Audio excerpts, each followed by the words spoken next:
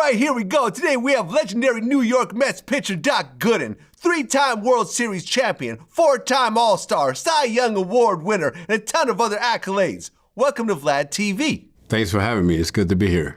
Long-time fan, man. Thank you. Long-time fan. That means a lot. We just did your partner, Darryl Strawberry, not too long ago. Oh, yeah. I think it's only right to get you on here. Oh, we're always going to be connected at the hip. Always, No always. doubt. You guys had a great 30 for 30, by the way. Thank you. You guys did together. I just we're watched like that. brothers, man. We're actually closer now than we were when we was playing, so that means a lot. Yeah, I bet. Yeah. Well, it's your first time here. I want to start in the very beginning. So, your dad dropped out of school in 3rd grade and started working in the field and processing plants and so forth?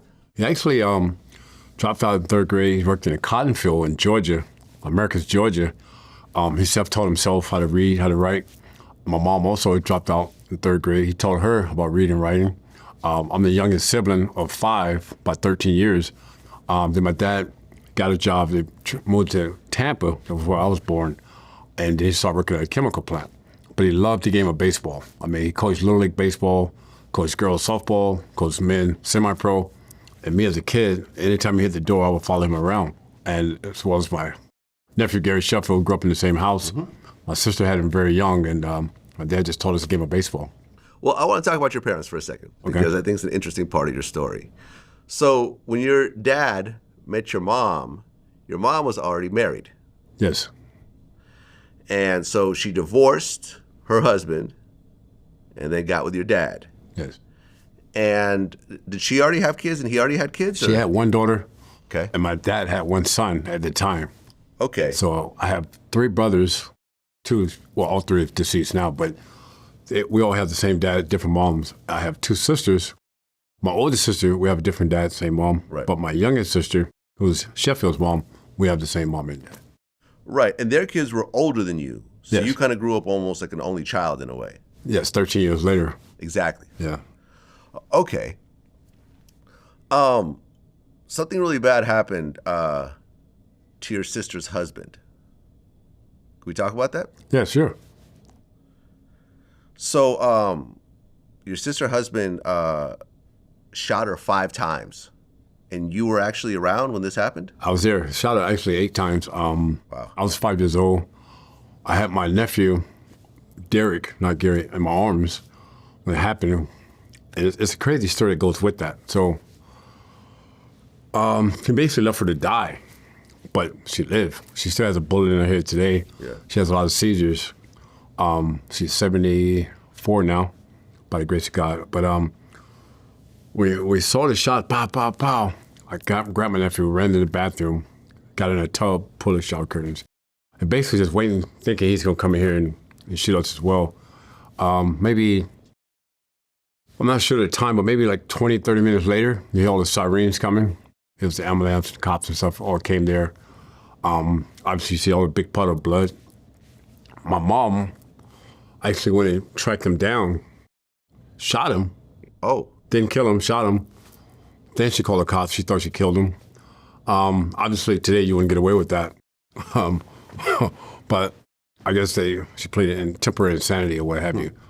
Cops came and the guy, he lived, went to prison. I never saw the guy again. Yeah. He ended up dying in prison, but yeah, man, it was trouble. It was trauma, but as a kid, you just think that's something that happened. But later on, if I can, once I got into my addiction, every time I would go in the bathroom. It took me years to figure that out that it was connected, not to justify like going in the shower and hiding in, the shower. I'm going to the bathroom when I was at home by myself, at a gas station, in a hotel room, somebody's house, always going to the bathroom. I felt like it was, they told me it was like somewhat mentally, it was like a safe place to be at that time, even in my addiction. So it's pretty strange. Right, I heard your mom was a gangster. She would carry 38 with her, Oh, man. So when you talked about the story about how she would go find him, it's like, I'm not totally surprised based on what I read. She was tough. I mean, she actually shot my dad. I mean, I say that kind of freely now because I'm kind of, I've been dealing with all that stuff, man, but she caught my dad having an affair. And I found out when I was older that she shot my dad in the shoulder.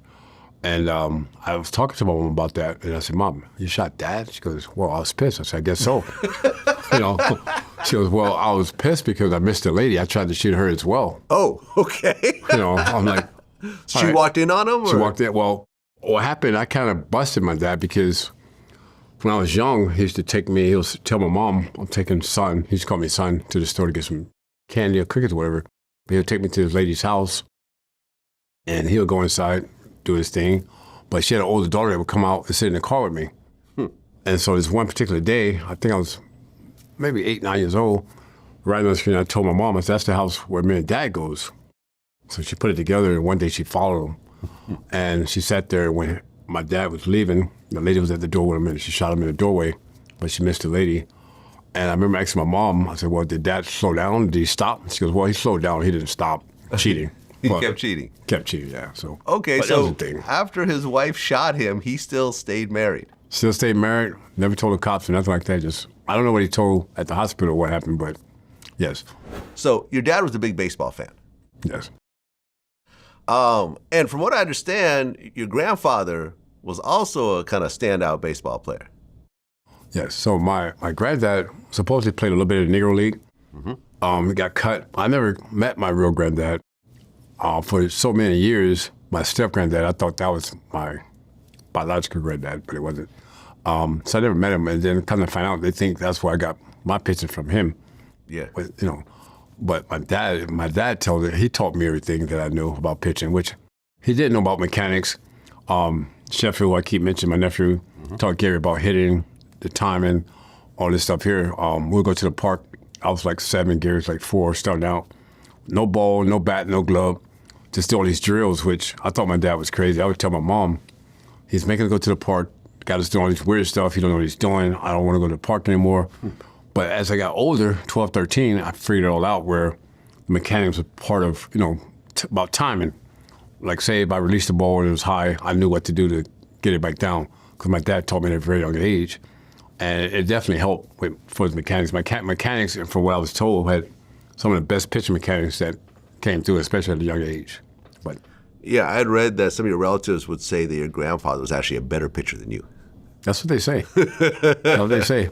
But back then there was no opportunities. It was just the Negro League. Just Negro League, yes, right. Just Negro League. He played in that, but I never got the opportunity to see him play, so I've never seen any pictures of him or anything, so I don't know. There was no video back then, really. At least not for those games. Right, but it makes sense. I mean, it had to come from somewhere. I mean, my dad taught me the mechanics, all that, but it definitely skipped generation, I guess, because my brothers, they didn't pan out too well. Well, you started to actually learn how to throw a curveball at age 7. Yes. Which was sort of weird for a young kid to be doing that. It's unusual. Yes. Yeah, my dad thought it was about how you throw opposed to what you throw. Like me personally, I wouldn't teach a kid 7 years old about throwing a curveball because ligaments are still developing. Yeah. The bones are still developing. But my dad's theory was if your mechanics is sound and you're throwing it right, proper grip, you'll be fine. He taught me at 7 years old. I never had any problems with it. And once I got 12, I knew how to change speeds with it. I knew how to locate it. And having only 2 pitches through my whole career, fastball and curveball, the curveball is my bread and butter. Yeah. Like they talk about velocity, but the curveball is my pitch. I can throw it at any time, any count, and location. Well, you started to play Little League, but you were a bad loser. Yes. So you'd quit. Well, you did your homework. Take your losses with grace. Whoa. Yes. Well, no, I mean, that's champions. That's good stuff. Most champions are bad losers. I was bad. Kobe's a bad loser. Michael Jordan's a bad loser. I even cried in rookie ball. Yeah. Once I got drafted, I was in rookie ball. I cried. But yeah, I was a terrible loser. I hated losing anything. Okay, and you had mentioned this before. Your nephew Gary Sheffield, he actually moved in with you when you were like 8 years old. Yes, Gary moved in with me. His mom and Gary, like on the weekends, I would eat my cereal and go outside and throw the ball against the wall, against the house. Sometimes breaking windows, not intentionally, but breaking windows. Gary would eat his cereal and want to watch cartoons. Once he got a little older, I would force him to come outside to play, and that's how we started playing. I'll pitch to him, make him catch me, then he pitched to me, then I'll pitch, strike him out, or hit him with the ball, or whatever, till he got about 11 or 12, and I'm like 15. In high school, he started hitting me over the house. So I would intentionally drill him with the ball because my ego was shot. I mean, a 12-year-old kid hitting me over the house. And obviously, he would brag about it. But at that time, Gary was just an amazing athlete, even playing football, basketball. He could play any sport. I think He might have been, it's hard to say because he had Hall of Fame baseball numbers. But football, I think he was just as good as he was a baseball player. Watching him come all the way up through high school, he was just a great athlete. So, you're learning how to play. You're still a little kid. And your dad was playing semi-pro at the time? Coach. I never seen him play. Oh, he was coaching? Coaching, yeah. He coached. He was coaching. Yes. And then I guess someone from the team saw you and had you, join a Little League team that was with older kids, because you were like 9 and the kids were like 10 to 14. Yes. So you were playing with the older kids now as a 9-year-old. Yes. Okay, so how was that? I had to tell you the story. So this guy's name was Lucius Leonard. He was a pitcher on my dad's team. And so I used to go to their practice in their games, and they would toss the ball around with me. He saw I had a good arm, and he asked me, do I want to play organized baseball? And I was a real shy kid. And I said, yeah, I'll play on my team. He said, okay, he's going to be on my team. So he put, I guess a kid on a team quit. He put me on a team. And back then, they called it Little Major Leagues. It's ages from 9 to 12. And put me on the team, and I was fine. I was hitting home runs on some of these kids, pitching. There was one kid, Albert Everett. It's Carl Everett's older brother. Carl Everett played a little bit in Major Leagues. His brother was drafted by the Twins, played in the minor leagues, but big kid. He was bigger than everybody. I mean, he was 12 years old, but he might have been 6 feet. He was like the best hitter in the league. So I got 2 strikes on him, throwing curveballs. And so I'm thinking, I can stick a fastball by him now. Throw a fastball, hit it a mile out of the park. I'm crying on the mound. The team's around me, patting me. So after that game, to calm me down, my dad had to take me to Burger King. That was my spot, to get me a Junior Whopper and fries and all that. That calmed me down. But anytime, even in Little League, when I get up a home run, I would cry. I don't know why, but even when I got drafted playing rookie ball, in my first start, I get up a home run, I was just crying because you want to win so bad. And that was the whole thing. But playing against those older guys, I think it definitely helped me when I got to the majors at 19. Even though it's a little different when you see Pete Rose, Mike Schmidt, Dale Murphy, and these guys opposed to Little League guys. But just playing against older guys, I think what my dad did to me when I was younger definitely helped me. Mm-hmm. And I think also what I did for Gary is like in Florida, the weather was always nice. You could play year-round. So when baseball was over, we'll play against different neighborhoods. Kids that went to our school would meet halfway and play. I always bring Gary with us. So he was playing against guys my age, 4 years older. Mm. So when Gary made it, I think the same thing helped him when he made it at 19. Yeah. With me, my dad always talked about, don't look at the names on the back of the jersey, just pitch the way and make your pitches. But it's hard not to know this is Pete Rose or whoever's batting, Well, you joined the Little League team, but you were too young at the time. So when they made it to the actual Little League World Series, you couldn't play because you weren't old enough to even be on the team. Yes. That sucked. I mean, how did a 10-year-old take that? You make it to the World Series, and they tell you that you can't play in the World Series. Oh, you cry. I cried. I mean, it was tough because yeah. You want to, not the best player in the league, but you want to, I say, top 5 players in the league at 10, even though he's 11, 12 years old. Yeah. And they let me play all the way through the districts, the regionals. We get to Williamsport, and they say you're not eligible. The coach come in and say you're not eligible to play. You could practice with it, but when the game starts, you got to sit in the stands. Yeah. 9 years old to tell that to a kid. I mean, crushed me. I bet. I was crushed. I cried, and it was hard to watch. And then we ended up losing to Taiwan. That made it even worse. I didn't even play it. I'm crying with the other guys. I mean, it was tough. That was tough, but it was a good experience. Yeah. Well, by the time you were 14, you made it to another Little League World Series, and you actually won that. No, we lost to Taiwan again. So we had 9 strikeouts, but I guess you guys ended up losing. Yeah, I pitched well, played well, and so senior league we beat Taiwan the first game and put them in it. But in the senior league, it was double elimination at that time.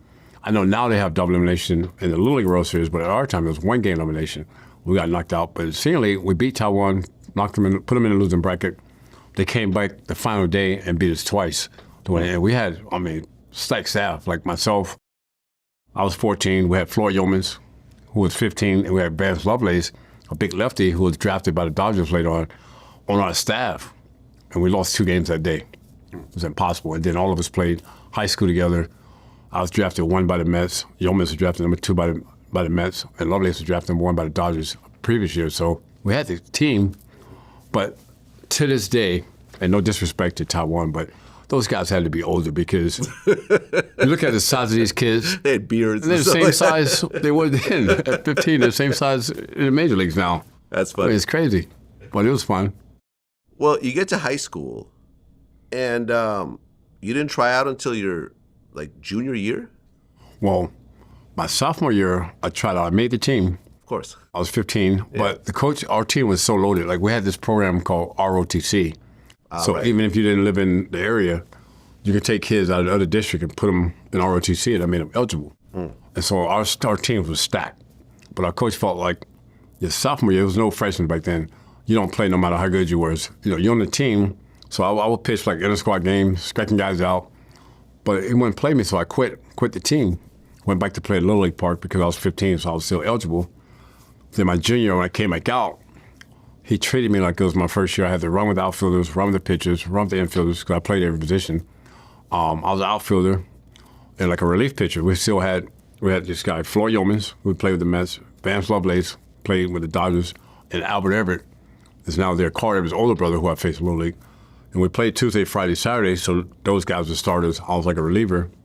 Halfway through my junior year of high school, Yeomans got kicked off the team for missing practice or what have you. So he moved to California with his dad, and I got into the rotation. And when I got into the rotation, it's kind of like I wanted to show my coach I belong and just kind of look at me. And my dad was amazing because sometimes the scouts would be there to see Lovelace or these guys. And he'd be like, you guys need to come out tomorrow and watch my son pitch. And they're like, who's your son? I said, Dwight Gooden, come back tomorrow and watch him. And that's basically how the scouts started watching me. And then my senior year was average, but my junior year, I killed it. I mean, my junior was better than my senior year.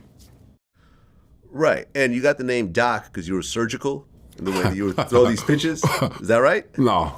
So, well, what happened was, okay, my dad had his best friend was Dennis, who was the MD, he was a doctor. And he had to do these autopsies, right? True story. So I'm a kid, I'm maybe like 12, 13, and when he go do the autopsies on the weekend, I would go with him. I just wanted to see. You wanted to see the dead bodies? See dead bodies Okay. and body parts hanging like on the line. I mean, it was, okay. like I wouldn't go now, trust me. Like I understand now, I couldn't do it. But when you're a kid, you're just curious about everything. Right. And I would go and watch him, and so he would tell my dad, he's gonna be a doctor, he's not gonna be a baseball player. Okay. And my dad just loved baseball. That's all he watched was baseball. And he said, no, he's gonna be a baseball player. So when I would pitch, my dad and the guy Dennis, his friend, they would have some drinks. They'd drink their beers before the game start. Once the game started, for whatever reason, every time I got 2 strikes on a batter, Dennis would stand up to the fence. He would say, come on, Doc, operate on him, Doc. You got another patient, Doc. Put him away, Doc. And there's one particular day, we had the local newspaper there, and the guy was doing a story, and Dennis was going through this whole Richard thing, and so he wrote the story about Doc. And so my teammates started calling me Doc as a joke. When I got drafted with the Mets in '82, everybody has a nickname in sports. They give you a nickname. So they started calling me Goody. Goody didn't sound right, so I said, back home they call me Doc, and that's how Doc kind of stayed. Got it. Yeah. Okay, because by the time you graduated, the University of Miami offered you a scholarship. Yes. But, the Mets were also drafting you. Yes. So why not go to college at that point?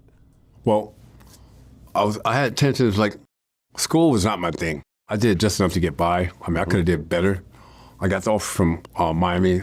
Frazier was the head coach. He gave me the offer, and I said, okay, I'll take that, because my high school coach told me I would probably go between the 10th and 15th round. So I didn't think I was going to high. I didn't talk to no scouts from the Mets. I talked to scouts from Cincinnati who had spring training in Tampa, so I went to a lot of the camps or what have you. Chicago Cubs and Chicago White Sox, that was it. So when the draft came around, you're watching the draft, I'm down in the Tampa Tribune, and you see Sean Dunston goes 1 to the Cubs. I forget who went 2, 3, 4. Number 5, you see Dwight Gooden, New York Mets. At that time, even before the Mets made an offer, I knew I was going to sign with the Mets. Coming from inner city, we lived in a house, but we didn't have much. I mean, the ceiling was a leak when it rains hard. Me and my dad, we shared the same winter coat. My mom was working 2 jobs. So the reason I didn't go to college, I was like, whatever I got, I wanted to get my mom a house. I wanted to get my dad a car. It was all about the family at that time, because they had did so much and made so many sacrifices for me to be in the position I was in, for us getting clothes for school, baseball gear, books, whatever I needed. They made sacrifices to make sure that happened. So that was my opportunity to do that. Like my mom said, you got to go to school. You can always, after college, go to baseball. But I said, okay, I was just saying that. But then I remember Joe McAvane, he was a scout at the time for the Mets, would come into the house and negotiate my contract. And my dad did my first contract. So after 3 or 4 visits, Joe McAvane's walking out the door, he goes, sorry, we can't get a deal. Wish you all the best in school. So I look at my dad. I'm like, Dad, what happened? He goes, no, they'll come back. Don't worry, they'll come back.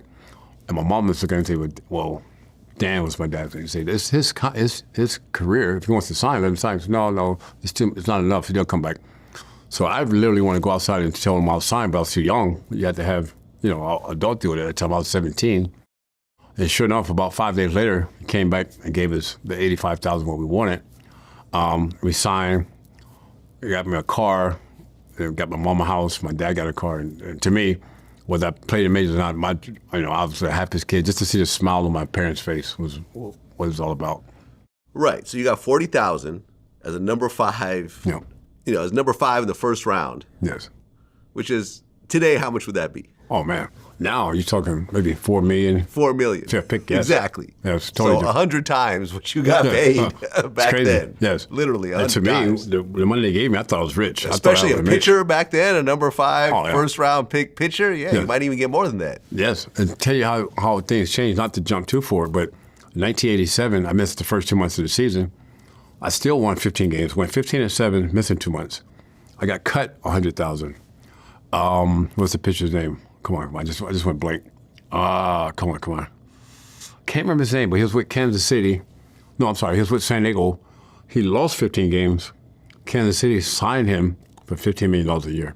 But I can't remember the name. He started with the Yankees, but it'll come to me. And I'm like, time has changed. Right, because you get $40,000, $85,000 signing bonus. Yes. That money went to your parents. Yes. You bought yourself a Camaro. Yes. Well, but then you got to live off $40,000 a year. Yeah. So you were essentially broke at that point. Oh yeah, you had nothing. And then at rookie ball, you're getting $600 a month. So, and the meal money, when we go on the road, you're getting basically, I think it was like $9 or $10 a day. So we were eating at truck stops, or you buy like a loaf of bread and some lunch meat. Yeah, 40,000. It's wild to hear that number now. Oh, I know, 40,000. I mean, granted, 40,000 back then is more like maybe 80 or 100 these days, but still. Yeah, it's nothing. It's still nothing, No. compared to. But from the situation we was in, it was a lot. Do you think that back then, overall the league just made way less money, so that was reasonable, or do you think the owners were trying to just kept all the money for themselves because no one really knew how much money was being made? I think it's just the way everything was at that time. Like the cost of living, everything was lower than what now. Like now, guys are making a lot more money, but the cost of living has gone up a lot since 1982. So I just think it was just timing. I feel worse for guys before me. Even if we go way back to say DiMaggio, Yogi Berra, those guys, they had to get jobs during the off season. Yeah, right. Same thing with basketball. And basketball, and to me, those guys would set the table for my generation and moving forward. Yeah, and you're right. Yeah, by the 80s, no one had to have an off-season job anymore. No, yes, okay. That was pretty much a wrap. But no, I mean, the team is, sports just is way bigger now. I think what was it, NBA just signed a new deal, and it was like $1 billion here for streaming, and another $1 billion here for TV rights, and $1 billion here for special events. It's like, you look at these numbers. The thing is, it's the fans that suffer because everything is the players are making more money, which is fine. Yeah. Owners making more money, and then they're saying they're selling the stadium rights, the naming rights for the stadium. There's more money, but the ticket sales are going up. So a family of 4, you figure parking, 4 tickets, souvenir, hot dog, and a drink, you're out of $400 or $500. Okay, so if you were picked number 5 in the first round, why did you go to the minors first instead of just starting with the majors? Well, now because of coming out of high school, normally minor leagues you go there and get experience, and the majors is once you get to the top, that's the top of the crop. That's the best in the world in the sport. So most of the time out of high school, you start in rookie ball, that's at the bottom. Some guys out of college, they may start in low A, high A, but a lot of college guys is on my rookie team as well. And that's just where I fit. I was 17 years old, first year out of high school, so I wasn't ready to go to the majors. I was very fortunate to go when I was 19, 2 years later out of high school. That normally don't happen. And I only got to the majors that year in '84 because of Davey Johnson, who was the manager. In '83, I was in A-ball my first full year, but I went to AAA for the playoffs, and Davey was the manager. I pitched well. I pitched a good game for me in the playoffs and won the AAA World Series. And he said, wherever I manage next year, you're going to be on my team. So I'm thinking at least I'll be in AAA. Davey got the big league job And so when spring training, before spring training instruction week, I go to David, I say, remember what you told me? He goes, don't worry, you coming to camp. So normally you have to have 3 years in the minors to be on the big league roster. I only had 2 years, but they invited me to camp as a non-roster player. And I pitched every game. After the game, the media would come to me and say, hey, you pitched well, but the front office wants you to go back to AA or AAA because of your age. We had a guy, Tim Leary, who hurt his arm that got called up earlier, like in '82, so they didn't want to take the same chance with me. So I would run in David's office like a little kid. I say, David, they said I'm going back down to minors. He said, let them talk. Don't worry, you're going to be on the team. Not until the last day of spring training, that's when I knew I made the team. David came up to me and said, congratulations, you made the team. And I remember calling my dad and sharing them with him because at the time, we had spring training in St. Petersburg, Florida, and I lived in Tampa, which is only 30 minutes away. So my dad came over and brought my bags because I didn't want to have my bags at the park not knowing officially what I was going to be on the team, but to share that moment with my dad that I was going to make the team. And that was only like the second time I ever seen him cry. That was like a special moment because it was like his dream that became my dream as a kid. I love it. Yeah. I love it. Now, while you're still in the minors, you're on your own for the first time. Yes. And around that time, you started drinking. Yes. You started drinking 40s. Yep. Which were very popular in the 80s, by the way. Oh, yeah. They don't really drink them so much anymore. Oh, man. No. The 80s, we all drank 40s. Oh, yeah. And growing up, your dad would drink, and alcohol would be around the house. You would sneak and stuff, sneak liquor every so often. Yep. Do you think that that's when your drinking problem started around that time? I think, looking back at it and the knowledge I have on it now, I'd probably say yes. It was already in my genes because of my dad drinking. I mean, as a kid watching my dad was drinking, he was working, until his hip went out and he got problems with kidneys, but I never seen any problem. I didn't know anything about alcoholism. I didn't know anything about nothing. I just thought it was normal. And the amazing thing, even as a kid, my dad have a 6-pack of Bud Light in the fridge. When he's not around, I'll grab one out, thinking he don't know, but anybody that drinks beer, if you get about a 6-pack and one's missing, you know who got it. Right. So I'm in the backyard drinking it, and one day he said, son, you want to drink? Drink with me. I was 12, so I had to drink with him, but didn't think nothing. But once I went to rookie ball to play, and again, I'm not justifying anything. I take full responsibility of all myself. I'm with a lot of college kids that come from college that's on the rookie team, and after games, get cases of beer, burgers, whatever we're drinking. And so I want to fit in. I was more of a people pleaser at the time, so I'm drinking beer. I started liking it. Then I started loving it, and so I started doing it. But at that time, I don't think it was really a problem.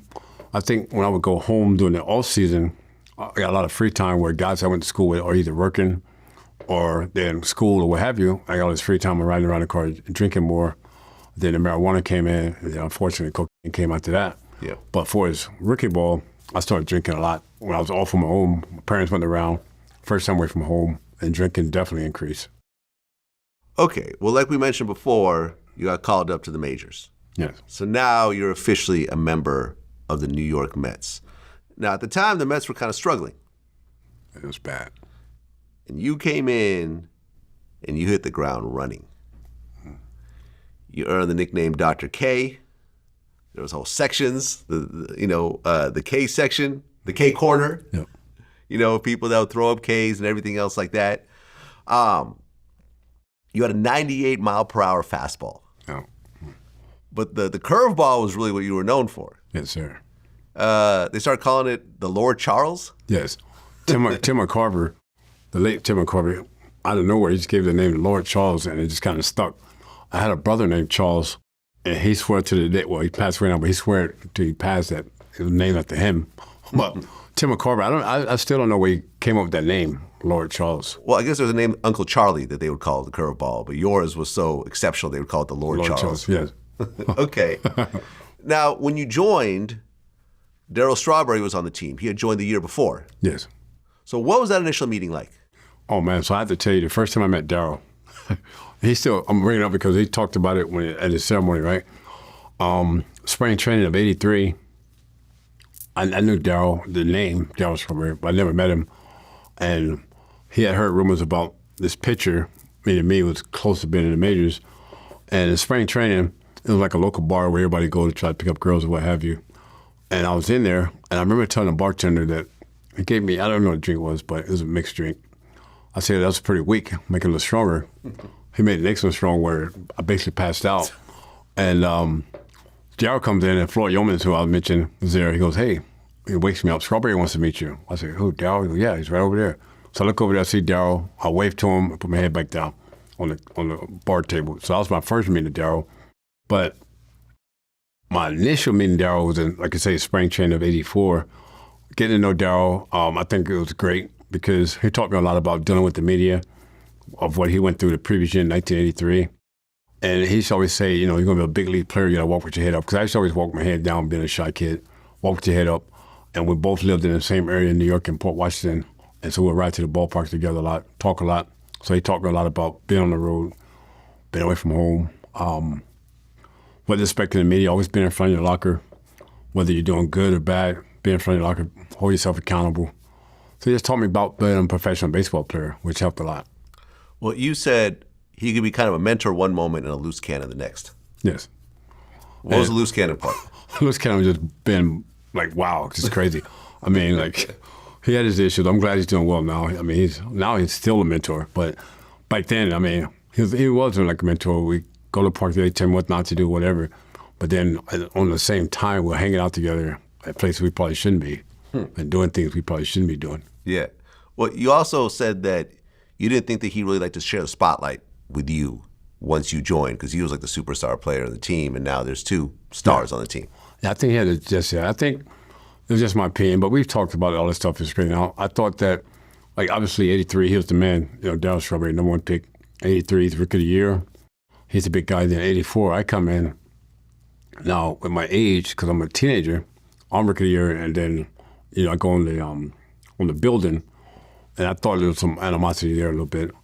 But, you know, he said, you know, he's pulling for me. But I think it was like, one thing I do know, when I pitch, he was definitely going to do something special, whether it's hit a home run, do whatever. But I just felt like maybe it was like a little jealousy there or something, but that was my own thinking. I don't think nothing. When I really look at it, I don't think much is there. I just think a situation where it was his team coming in to 84, but then I came out of nowhere, and then it became our team.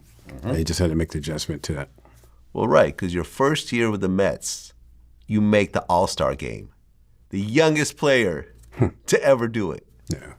You were, what, 20 at the time? 19. 19. Yes, still 19. Is that still the record to this day? Yes. So you're the youngest player to ever play in the All-Star game in Major League Baseball history, the 100-plus years. Yes, I strike out the first three batters. That was crazy. How did that feel as a 19-year-old to be in that game? That was surreal. I mean, the thing is, first of all, I make the team, and then I start off, I win my first game in Houston, and I tell my dad I should win a lot of games. But then my second game, I get knocked out in the third inning, and now I don't know if I'm ready. But then my season starts going pretty good, starting a lot of strikeouts. I make the All-Star team. I'm in the clubhouse with my idols, Nolan Ryan. I'm having a conversation with Nolan, and he's telling me that he looks forward to watching me pitch. And I'm like, wow, you know, this guy 2 years ago, I'm pretending to be in the backyard playing, you know, strikeout with Gary. Same clubhouse with Mike Schmidt, Andre Dawson, Gary Carter, all these guys who you watch growing up on TV as a kid. Pete Rose, I mean, it's just amazing. So obviously I wanted to get in the game, but even if I didn't get in the game, I would have been okay with it. My thing was I can't wait to get back to the hotel to call all my friends to tell them who I met, who I took a picture with, who I was talking to. So I'm down in the bullpen, and I forget the manager of the All-Star team that year, but he told me, we may use you, we may not. But the phone rings, and they say, get Gooden up. And it was like my knees just buckled because, I mean, it's national TV, it's an All-Star game that used to watch with my dad and his friends. You know, they got the real going. It's a big event, and now I'm part of this. And so I'm like, man, I mean, I was nervous, sweating bullets. And luckily, I had Gary Carter, my catcher, for the All-Star game. And I remember Gary telling me, just throw the ball the way you did the first half of the season. Have fun, just enjoy it. None of this counts. Just enjoy the moment. So I helped a little bit, but I was still a little nervous. So I think when I was pitching against those guys, I think it was Lance Parrish, Alvin Davis, and Chet Lemon. I might have been the hardest I ever threw because it was just that nervous energy. So I struck those three guys out, and they're jogging off the field, and just like, it felt like he was floating off the field. You can't believe what you just did. Felt like a dream. You don't know if that's real. And then Gary Carter, he said, wouldn't this be nice to do every fifth day? Not knowing what's going to end up trading for Gary that off season. Well, not only did you make the All-Star game, but you were the National League Rookie of the Year and the MLB strikeout leader. Yes. You're just sweeping it all. Your first time out. How did that whole thing feel? I mean, Rookie of the Year out of all the rookies? I mean, strikeout leader with all the pitchers? I mean, come on. Yeah, it's crazy. It's crazy. The whole year was crazy, but the All-Star game, I'm going to say, it gave me, I had started building confidence before the All-Star game, but after I made the All-Star game, All-Star team, it had a little bit of success. That gave me all the confidence in the world that I felt now I belong in the major leagues. And then, like you say, to get all the awards, Rookie of the Year, Strikeout King, I had like second, third, lowest ERA, all these things happening so fast. And I was still living with my parents. You know, I would go back to Tampa. I'm right back to being, almost a little boy. And all these things happening, I mean, I couldn't believe it. I couldn't believe it. It just didn't seem real. And I would talk to, like, say, Yeomans and Lovelace, who was still in minors, about I feel like they should make it because they was really higher than me in high school. But then I started getting all the media attention, all the phone calls, all the starts doing appearances. And I never heard of, like, autograph signings and none of that stuff. Writers coming down, want to do stories, magazine covers, all this stuff happening so fast. And again, I'm on a year and a half out of high school. So it was fun, but a little overwhelming, I would say, because being like, I wouldn't say Tampa's country, but being like inner city kind of, you just want to go home and be left alone. It's not Manhattan. It's not Manhattan. By any stretch of the imagination. Yeah, definitely not Manhattan. Right. Yeah. So I just want to go home and, back then we used to have like the, what they call turntables with the albums. That's long gone. And you play, make mixtapes and all this stuff. And that's when Curtis Blow and Sugar Hill was big, and we had the Jerichos, and all my friends come over and we make mixtapes.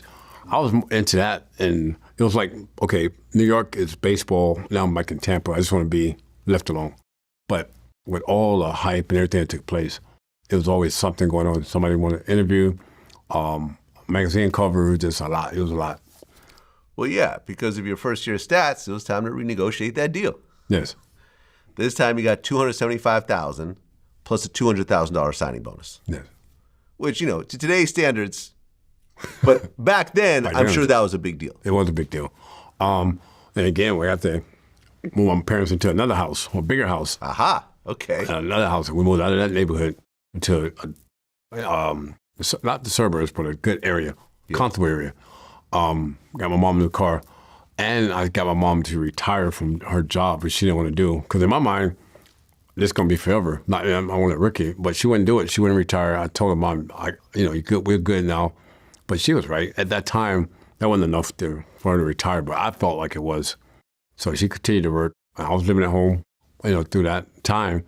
Got my sister a house, who made a lot of sacrifices for me as well. My parents couldn't do it. And it was just a good feeling to do that and be in that situation. So you made the All-Star team again. You won the Triple Crown. MLB strikeout leader again. Yeah. And all types of things are now happening attention-wise. Oh, man. You signed endorsement deals with Polaroid, Kellogg's cereal, Toys R Us, Spalding, Diet Pepsi. Bruce Springsteen, that was one of the biggest, rock stars at the time. He had a big hit song called Glory Days that actually showed you pitching, I think, on the TV. Yep.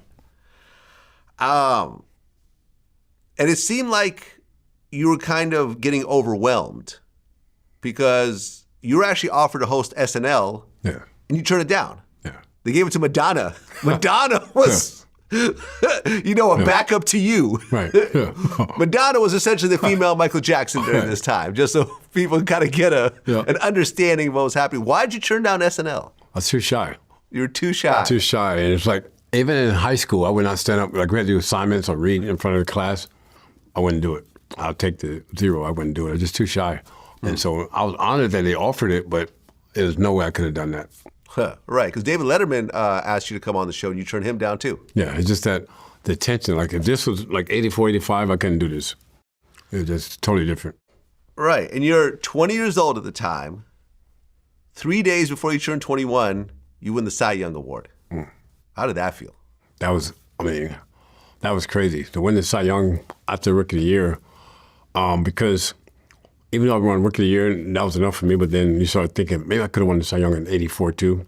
But to win the Cy Young, Triple Crown, and lead the league for his pitchers in like every category, it was like, again, it was a lot. I was happy with it, but then all the attention, like you said, started coming in. The interviews, requests. And again, I was a shy kid from Tampa, very quiet. I didn't want the attention, but the attention's there because of what I did on the field. I was just part of it. So I guess it was a lot of stress that was brought on me that I wasn't really aware of it. And obviously didn't know how to deal with it. And so I was just kind of taking it in. Obviously, the drinking started increasing more. That was like my relaxed thing. And I just wanted to go home and ride around with my friends and drink beer and just hang out. But I started drinking heavy alcohol. That's when the vodka came in. Started smoking pot. First time all this stuff started. Was introduced to cocaine. Tried that. And unfortunately, fell in love with it. Very first time I fell in love, I thought that was it because it made me feel, I mean, it's a artificial feeling, but it made me feel like I can say anything. I can be the person that I really wanted to be, that I enjoyed being. But unfortunately, as we know, it became an addiction problem, so. Well, the cocaine part, there's a story with your cousin. Yeah. That was the first time you tried cocaine. You want to talk about that? Yeah, with the girls, yeah. So yeah. I go to his house. My cousin was a drug dealer, pimp and all that stuff. So I go to his house. I used to go there to get marijuana. This particular time I get there, and he says, I don't have any, but give me a couple minutes. I'll be right back. I'll go get it. And he had this big house, but it was like all these rooms in the house, and where the girls lived in there as well. So as he went to get the pot, I didn't know it. So I'm looking around. I see these two women in there kind of making out, and they're doing lines of cocaine. And I'm drinking alcohol. They say, hey, you want to join us? I say, yeah, I'd like to join you. They say, well, you got to do this with us. And it's like, as a kid, I never tried it at that time. You know it's bad for you. But you're thinking, I'm more attracted to the girls, not the drug. But they kept like saying, you know, you can't join us unless you do this. So I started drinking more, becoming more vulnerable because alcohol is changing my mood now. I'm getting weak because women was my problem as well. And they say, you know, what they're taking their clothes off and they're looking very attractive. I'm like, well, a little bit can't hurt or do anything. And I tried it. And as soon as I did it, I mean, right away, it just made me feel like something I never felt before. I mean, I felt I was more talkable or more vocal. Just gave me a feeling that it felt like something that, it was like an out-of-body experience. And if I had to describe it in one word, I would probably say, at that first hit, it kind of made me feel like how I wanted to feel my whole life. And what I mean by that was being able to speak my mind, being able to say or do what I want to do, being able to say no if I wanted to say no, just couldn't say no to that, if that makes sense. And unfortunately, I joined with the girls, doing more. And at that point, not knowing, but I was addicted right there, but not knowing it. Right, because your cousin got home and he realized what happened and he got upset. He was very pissed. He said, I can't believe you did that. What are you doing? Get out of my house. Right. Don't come back here. Right. So did you try to buy some more off him and he refused? Yeah, I tried to get, now I don't want the marijuana anymore. I wanted to get the coke. Yeah. And he said I was out of my mind. He threw me out of his house. He said, get out of my house. I'm very disappointed in you. Don't do this. And he was a big guy. You know, next time I see you over here, I'm going to let your mom know, which my mom was his aunt. That was my mom's nephew. He put me out of his house, but he said, if I hear you going to somebody's house, so I would go find out who else that sells it, but I would tell him, don't tell my cousin. And that's how I got started. Right. And within a few weeks, you were starting to use on a regular basis. Yes. So you started going out and finding cocaine. Yeah, I found another guy that had it, going to clubs. I started going to hang out at clubs, not coming home at night. Still living with my parents, and I would get notes from my parents. My mom would say, I would like to see you today, because it was like, by the time I get home, she's asleep. By the time I get up, she's going to work. When she gets home, I'm gone again. So it was like living in the same house, but we're not seeing each other for 4 or 5 days. Well, right around that time, you signed a new contract again. Yeah. For over $1 million. Yep. How did it feel to be a millionaire? And this is 1986. Yeah. In 86, I think the situation where that's when I finally got my mom to, no, she still didn't retire. She retired at 88. I signed my first 3 years, but I started being able to do more for my parents. We started having, like what I call a real nice Christmas. I mean, we always had love, but we didn't have the material stuff. Being able to do that, getting my sister, you know, my other sister a house, getting them cars, getting stuff for them, being able to do it for my family. Unfortunately, I had a lot of people around me that didn't mean well for me, but it was guys I grew up with. And the crazy thing, to tell you how naive I was, having a first credit card, because I'm not seeing the bills. And my dad always told me, always look at receipts when you meet with your agent, go over everything, even if you don't understand it. But I just felt like I had this card. It was like having a free card. You go to the mall, and whoever's with me, we all getting all this stuff. Yeah. I mean, just buying whatever.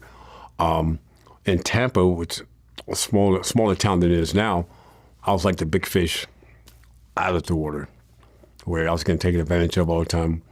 Not knowing, but sometimes I knew, but it kind of like felt good to hear people say, oh, you're this, you're that, like blowing you up, and you know, it's all BS, but you buy into it.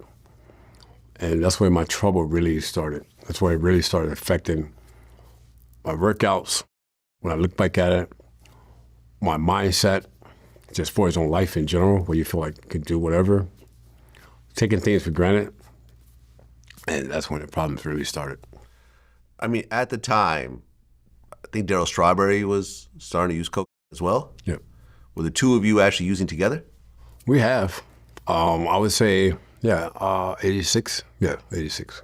Okay. 86 when we first did it together. Right. I mean, the whole Mets were kind of considered a group of like wild men, basically. Like everyone was considered kind of crazy in their own way, right? 86 was crazy. I mean, but to our, the thing was, we was crazy. But the thing was, in the 86, in the 80s, everybody was crazy. But I think we got labeled because we was having a lot of success and was in New York. So we got pointed out a lot. And then plus, a lot of our guys get in trouble too, getting arrested or whatever. But at the time, it was just, like even on Wall Street, it was just big. And I'm not justifying anything, but we had a crazy bunch, but we had a good bunch of guys. And our team had a lot of baseball knowledge, but on the road, we had fun. I mean, looking back at it, I'm just glad a lot of us are still here. Well, that year, the Mets won the World Series. Yep. How did that feel? Well, for me, it was bittersweet. Winning the World Series, I remember after it was over, like all the fans run out on the field was great. It was fun and scary at the same time. Celebrating with your team. I remember some of us went back out on the field, drinking champagne, celebrating on the pitcher's mound. Then I remember going to the back of the trainer's room, calling my dad, telling him what we just did, won the World Series, having a good cheer with him. Then unfortunately, my next call went to dealer. Then it was just spiraling downhill from there. So what should have been probably the best day of my baseball career turned out to be one of the worst days of my baseball career in the same day. Right. So the Mets win the World Series 1986.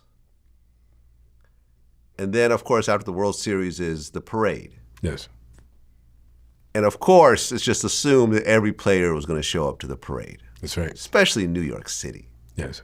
Because when was the last time the Mets won the World Series before then? Mets, 69. 69. Yeah. So New York has had to wait a long time. Yes. What was that, 17 years? Yeah, that's crazy. But you're not at the parade. Yeah. Darryl Strawberry goes to your house to look for you. You're not there. Yeah. Where are you during this time? I was in Long Island City in the projects. I mean, I can say it now without like tearing up or whatever because I've worked on it because that kept me sick for a long time. Missing the parade. Something that you work for, I would say not your whole life, but your whole baseball career. Winning the World Series and then visualizing having that parade. And then when we win the World Series with a bunch of guys that in spring training you worked hard with, you sweat and you bleed and all this stuff, spend all this time with, now you finally accomplished that in New York City. And I'm not there. It took I don't know if I've still ever gotten over that or forgiven myself completely. I just learned how to deal with it, I should say, because you don't get to do that over. I did it twice with the Yankees, but still that first one, you don't get to do that over. And I think my therapist told me if your family, if the team, and if God can forgive you, why can't you forgive yourself? I had to really look at that. I thought for a while, maybe I kept that as a situation where I can use that to use drugs, maybe. But then once I got off the drugs, that thing was still there. So now you talk about like mental health, but I grew up in a family where mental health don't exist. You have a drink and you move on. So, but now when I really look at that situation, missing that parade, being in that situation I was in, heavily into my addiction, I can say, like they told me, that wasn't really you. It was a sickness, it was a disease. Yes, that's true. But I knew better. I caused that. So I have to deal with it. I have to live with it. I can't redo it. But I have to just accept that happened then. I'm in a different place now. But being in the Long Island City projects with people, I might have knew 2 people, but it might have been 15 people in the house. And that clock is just moving. I mean, the Hansman clock is moving. And I'm thinking, my intention was to go there and get to meet the team at the bar, but I never left. I'm thinking one more hour. Now the sun's coming up. I got to be at the ballpark for the parade. Okay, I can make it 30 more minutes. Now I'm watching the parade on TV. You're watching the parade that you're supposed to be at Yeah. in the projects getting high off cocaine. Yes. That's the worst feeling. I mean, that's almost like, and this may sound crazy, but when I lost my mom, this was about the same feeling that I had being in the project watching that parade. And that's the best way I can describe that, because my mom was everything to me. But watching the team on the parade, and I'm sitting there probably looking, I can't imagine what I looked like, with people that I didn't know. And nothing bad about the projects, but being in the projects and watching the parade. When you finally met with the rest of the team after the parade, after the parade was done and so forth, and of course they're going to ask you, where were you? Yep. What reason did you give them? How did those conversations go? Well, obviously I was in denial. Obviously I was lying. Said I overslept. I had too much to drink. I overslept. Everybody knew I was lying. I was lying to myself. I lied to the general manager, Frank Cashin, the PR guy, Jay Horace. Darryl knew exactly what was going on. I mean, he knew what was going on, but he came to my house even after the parade, and I saw him through the people knocking on the door. But I was so ashamed and embarrassed with myself and what I had did, the situation I put myself in. I didn't answer the door. I didn't want to be bothered with nobody. Back then, there was no cell phones, but my answer machine was full of messages from my parents, all the organization players, everybody.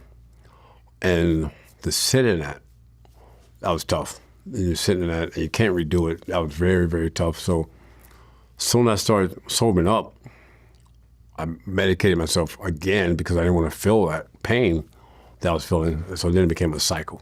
But you didn't make the All-Star team again that year. Yes. So, along with the World Series, I mean, from the outside looking in, it seemed like you were still on top of it. Yeah. Well, playing I wouldn't say on top of it, but it hadn't become a problem yet, what I would say. Yeah. It was coming. It was definitely coming. It was just a matter of time of it just taking total control. And what I mean by that is where that becomes your first thought instead of baseball or I had a son at the time, my son or my parents. That became my first thought. So it was coming, and then that off season of '86, it just got worse.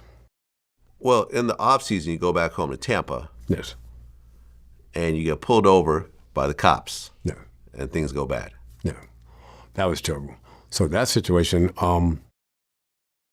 before that, the cops had been harassing me, and it wasn't like a black or white thing. It was more like athletes in Tampa, whether you're white, black, whatever, they will harass you. They pull you over, they run tags. So I've been pulled over several times. They run my plates, do whatever. They had the dog search my car. Nothing ever came up. That particular day, we did a charity softball game. It was me, my nephew, a lot of guys that play baseball, Fred McGriff, a lot of guys. So was at Applebee's. I remember we was getting kind of loud. The cop was in there, say, "Hey, you guys, keep the noise down."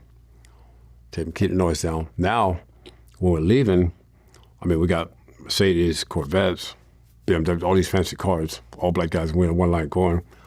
It was when we get ready to make the turn, like a left turn, there was a cop at the light across from us, and there's a cop behind us. So as we make the turn, Sheffield has a red Corvette, but he has big speakers in the back. The cop throws the light on Sheffield's car. I'm in the middle lane. I see this. He don't pull over. He don't see the lights. Then the cop get behind me, throw the lights on. I pull over. As I pull over, all these cop cars are coming in. So the cop, like, that's again where you guys are going, so you know who I am. I say, well, why did you pull me over? You threw the lights on him. He don't pull over and he throw the lights on me. He said, just give me a license, don't worry about that. And I asked the questions. I remember it like it was yesterday. So getting the license, two mistakes that I made. One, I say, why you guys keep effing with me? He said, watch your mouth or you're going to jail. I said, I didn't do anything. I'm tired of you guys effing with me. So he said, all right, that's it. Get out of the fucking car. You're going to jail. So as I'm getting out of the car, all the cop cars are steady pulling in. When he grabbed the cuffs, where I made the mistake, I tried to grab his hand.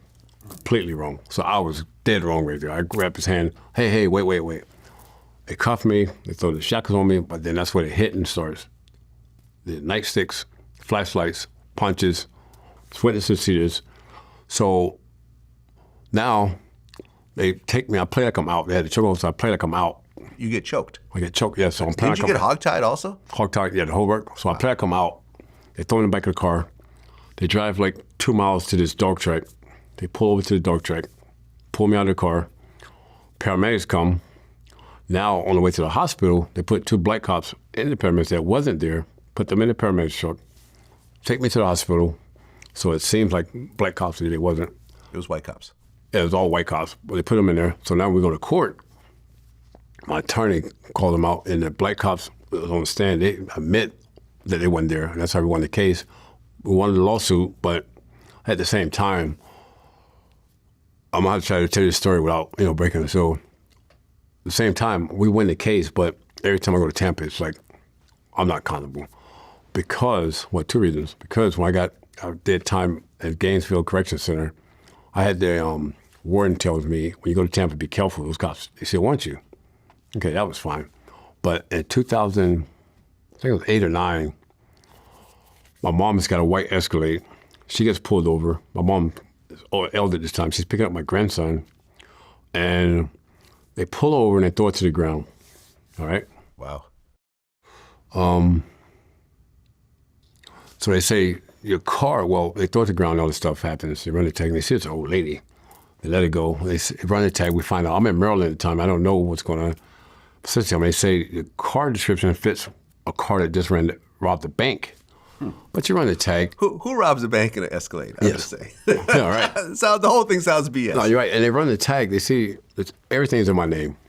So my mom, healthiest lady, never had any problems, nothing. So after that, she can't sleep, all this stuff, health problems. She has a heart attack. Did another heart attack and passed away. So in my mind, I have no proof or whatever, but I think the Tampa police killed my mom, and I would go to my grave saying that. Because she never had any problems. She started having, can't sleep, then problems with the heart. And so I asked her one time, I said, how come you never told the current affairs? She goes, well, if I tell someone to say something, I think they'll be after you. I said, well, they already after me in Tampa. But a lot of people think, and they say, I understand it. It hurts, but I understand. They think that when they pulled me over and got into the scuffle, that I probably was high on drugs. I wasn't. I admit everything I did wrong. I wasn't. And for that to happen to my mom, that got nothing to do with drugs or something. But even when I was in rehab, they say, oh, you had to play a part in that. You had to go. I said, no, I was wrong for grabbing his hand. You're right. But once you shackle and cuff, I don't deserve that. Yeah. And all that other stuff, my mom didn't deserve that. So, that's hard, man. That's hard. Well, after you get beat up by the police initially, you and your cousins were going to go out and actually get revenge on the cops, but you decided not to do it? Yeah, I still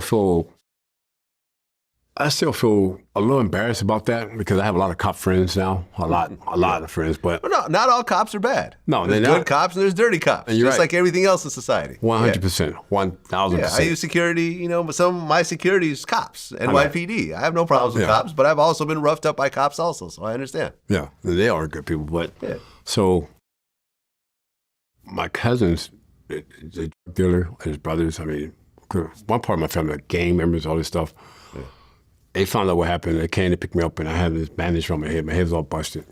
And I wasn't in the right place at that time. I was just pissed about what happened. Obviously, you're not going to be in the right place. You just got beat up like that. And they had to pick up truck, guns, all this stuff. They said, get in the car. I said, where are we going? They said, we're going to get him. I jumped in the car because I was like in this rage. I wanted myself. and it was scary, man. And so we went right back to the same area where it happened, flying up and down the street. It was Nebraska Avenue off of Fletcher. Flying, hoping to get pulled over.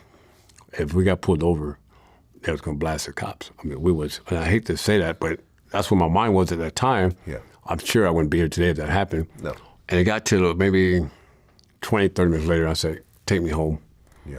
I guess I came back to my city. I said, just take me home. And they called me all kind of name. Oh, no, we're going to get them to stand with us. We're going to get them, MFs. And I said, no, just take me home. So by the grace of God, they took me home, dropped me off, and I'm glad that it turned out that way. But at that time, that was bad. But unfortunately, I'm just being honest, that's just where I was at that time. Yeah. Well, like you mentioned, you sued the Tampa Police Department. Yes. In civil court. How much did you win? $3 million. $3 million? Yes. Okay. Well, I mean, that's not a bad bag. It's not a bad bag. For injuries that aren't permanent, luckily. You know what I'm saying? Not to say that anyone would want to go through this, but $3 million is still $3 million. Yes. I mean, that was like... Well, the lawyer took what, like a third probably? Probably, yes. And you got $2 million. And then since it's assault, you got to keep it after taxes. You got about $2 million clean. Right. It's not bad.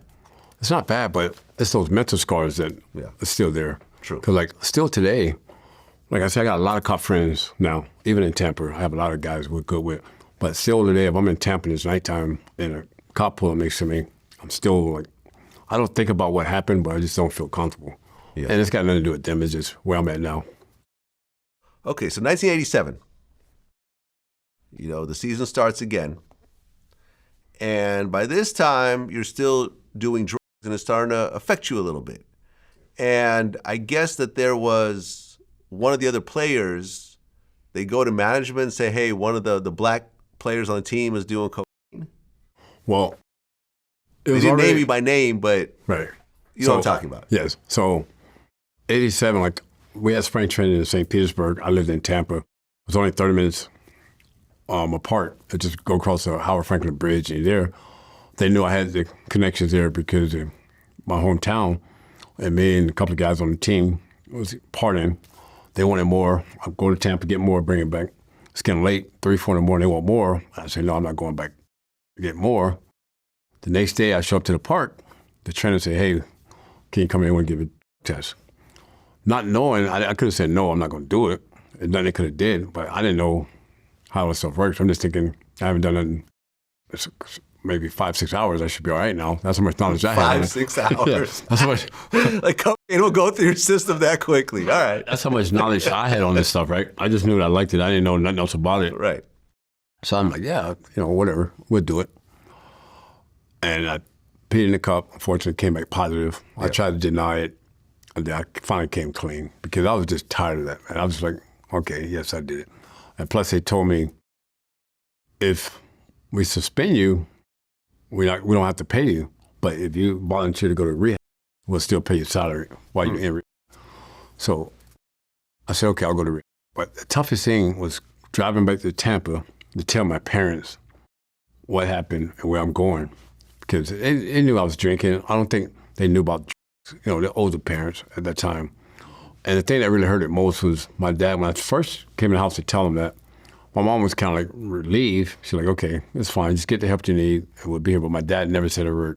And that silent treatment, I knew I had crushed him and he was hurt real bad with that. Didn't say a word, so that was tough to tell them that at that time. Well, but during that time, there was, there's a little confusion about this, but I think you felt like Darryl Strawberry snitched on you and said that... No. What he said was the previous year in 86, that's where the rumors really started.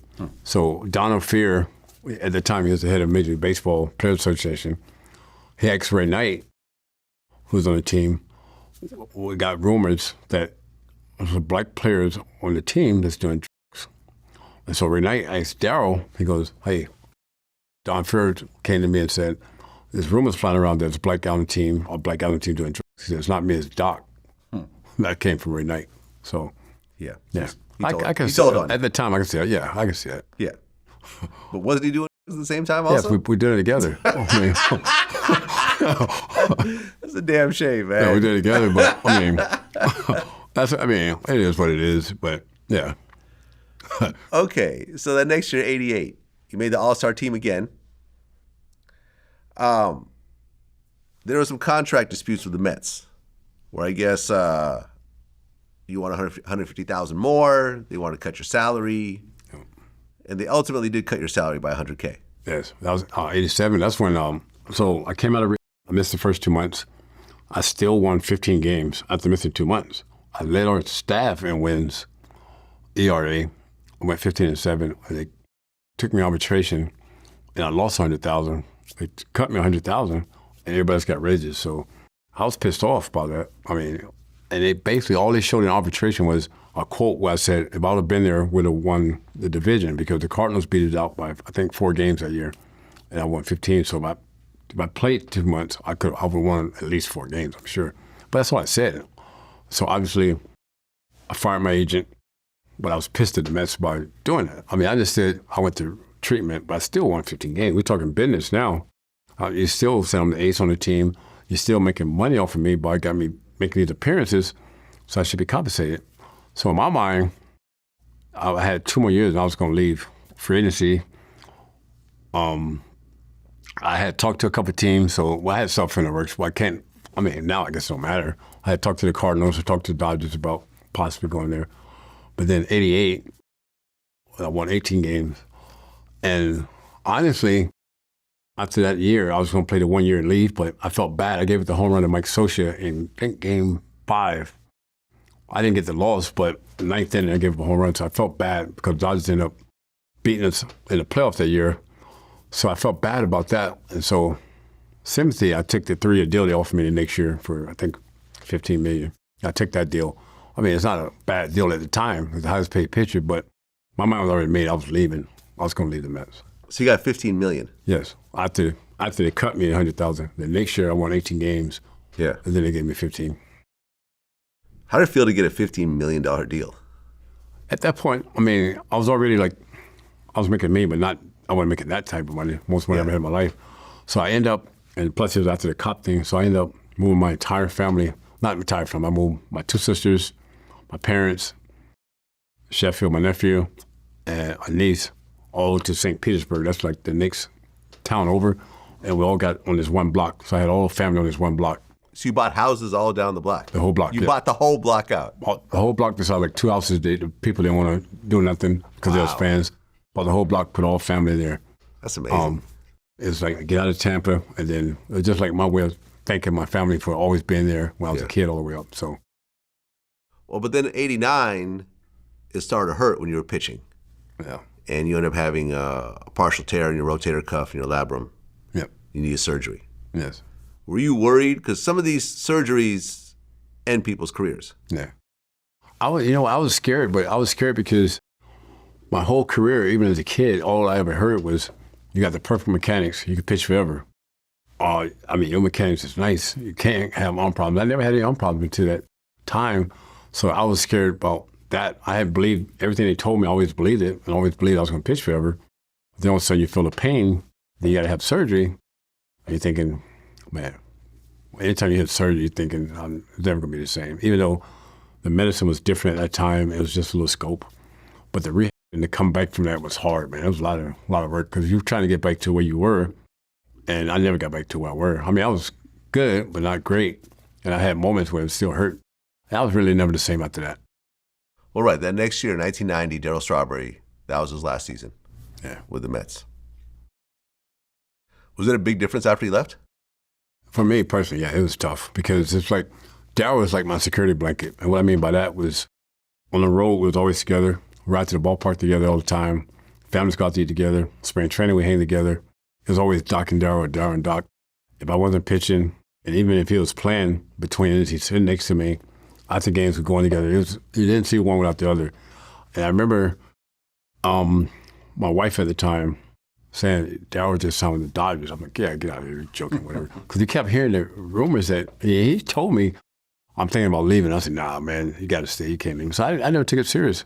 And then when it happened, I was like, man, I got teary-eyed. I was like, wow, I can't believe it. It was like, it kind of felt like, I wouldn't say death, but it just felt like, I can't really describe it. I guess it did feel like death kind of because now we're separating or divorce or whatever. It was difficult not to have him there because, and plus I depend on him a lot. Like even on the field, I knew Nothing against other players or whatever, but I just knew the days I pitched, Darryl was going to do something special. He didn't always do something special, but I just felt like he was going to do something special. Well, that next year, 1991, you're 27 years old. You had a situation with a woman from, I guess, the year before. And, you know, this is very common these days. She claimed that you and your two teammates had raped her. No, that was horrible. Now, you said it was consensual. Yes. So what exactly happened? So that was horrible. I'm going to tell you, not just that, but the timing. So that same year, to give you an idea what was, Darryl came out with a book that year in spring training. He was with the Dodgers. Said I was doing cocaine during the World Series. I wasn't. I lost my grandmother that year, all in spring training. And then that came. I remember coming to the ballpark, and Frank Cashin called me in the office and said, "You need an attorney." I thought he was joking. I said, "For what?" He goes, "It's a woman claiming that you raped her." So what happened was, one night it's me, Darryl Boston, Vince Coleman with a club in Port St. Lucie. This lady, white lady's up. She comes over, we're talking, having drinks. Then me and her start dancing. And she was attractive, so we started talking, getting closer, hanging out. Darryl Boston knew her, or, you know, I'd never seen her. I didn't know her. So later that night, Darryl and Vince are ready to leave, but she just wants to hang out and have more drinks. She said, "You guys, let them go ahead. I'll get you a ride home." I said, "Well, are we going to have fun?" She said, "Yeah, it'll be worth it." So I give them the keys, let them leave. They go to my place. Me and her stay there, we're drinking, we're dancing, you know, I'm going on her dress, all this stuff is happening. Even though at the time I'm married also, so that's not good. Go back to my place, go in there, me and her go in the room, have sex or whatever, come back out, we're still drinking, and Darryl and Vince were playing the video game. Back then I think it was Nintendo RBI Baseball. She joined in, and then one thing led to another. Vince said, "Hey, you've been with two guys. She said, "No." When they tried, well, I don't know, but she said, "I'll go in there with you, but if Doc's in there," so I go in there, whatever. Now, she ended up having sex with all three of us, not at the same time. Like I was in the room, then Vince in the room, Devo in the room. So now she leaves, no big deal. We go to the park the next day, no big deal. So Darryl Boston knew her. It was David Cohn's girlfriend. I didn't know that. There's no way. David Cohn is who? David Cohn is his girlfriend, that girl. Right, no, I was saying David Cohn is who? Oh, David Cohn, sorry. So David Cohn was my teammate. Aha, got it. He's my teammate, sorry about that. Oh, my so it's your teammate's girlfriend who just had a foursome with his three other teammates. Yes. And David's like a good friend of mine. Still, they were good friends.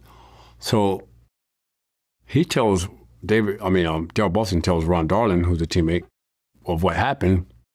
Ron Darling tells David Cohn, "You're not going to believe your girl did this happen." So when he approached her, say, "I heard you at Doc's house this happened." She goes, "No, I gave Doc a ride home. I just kind of use the restroom. When I went to use the restroom, they raped me."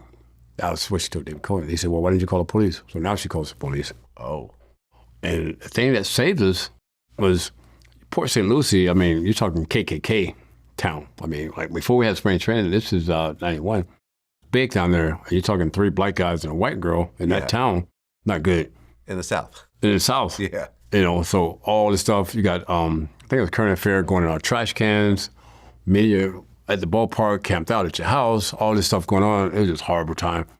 And so, obviously, I'm telling my wife, nothing ever happened. I didn't touch her. You know, married. We got attorneys. I think the thing that saved us, come to find out, it was other guys on our team.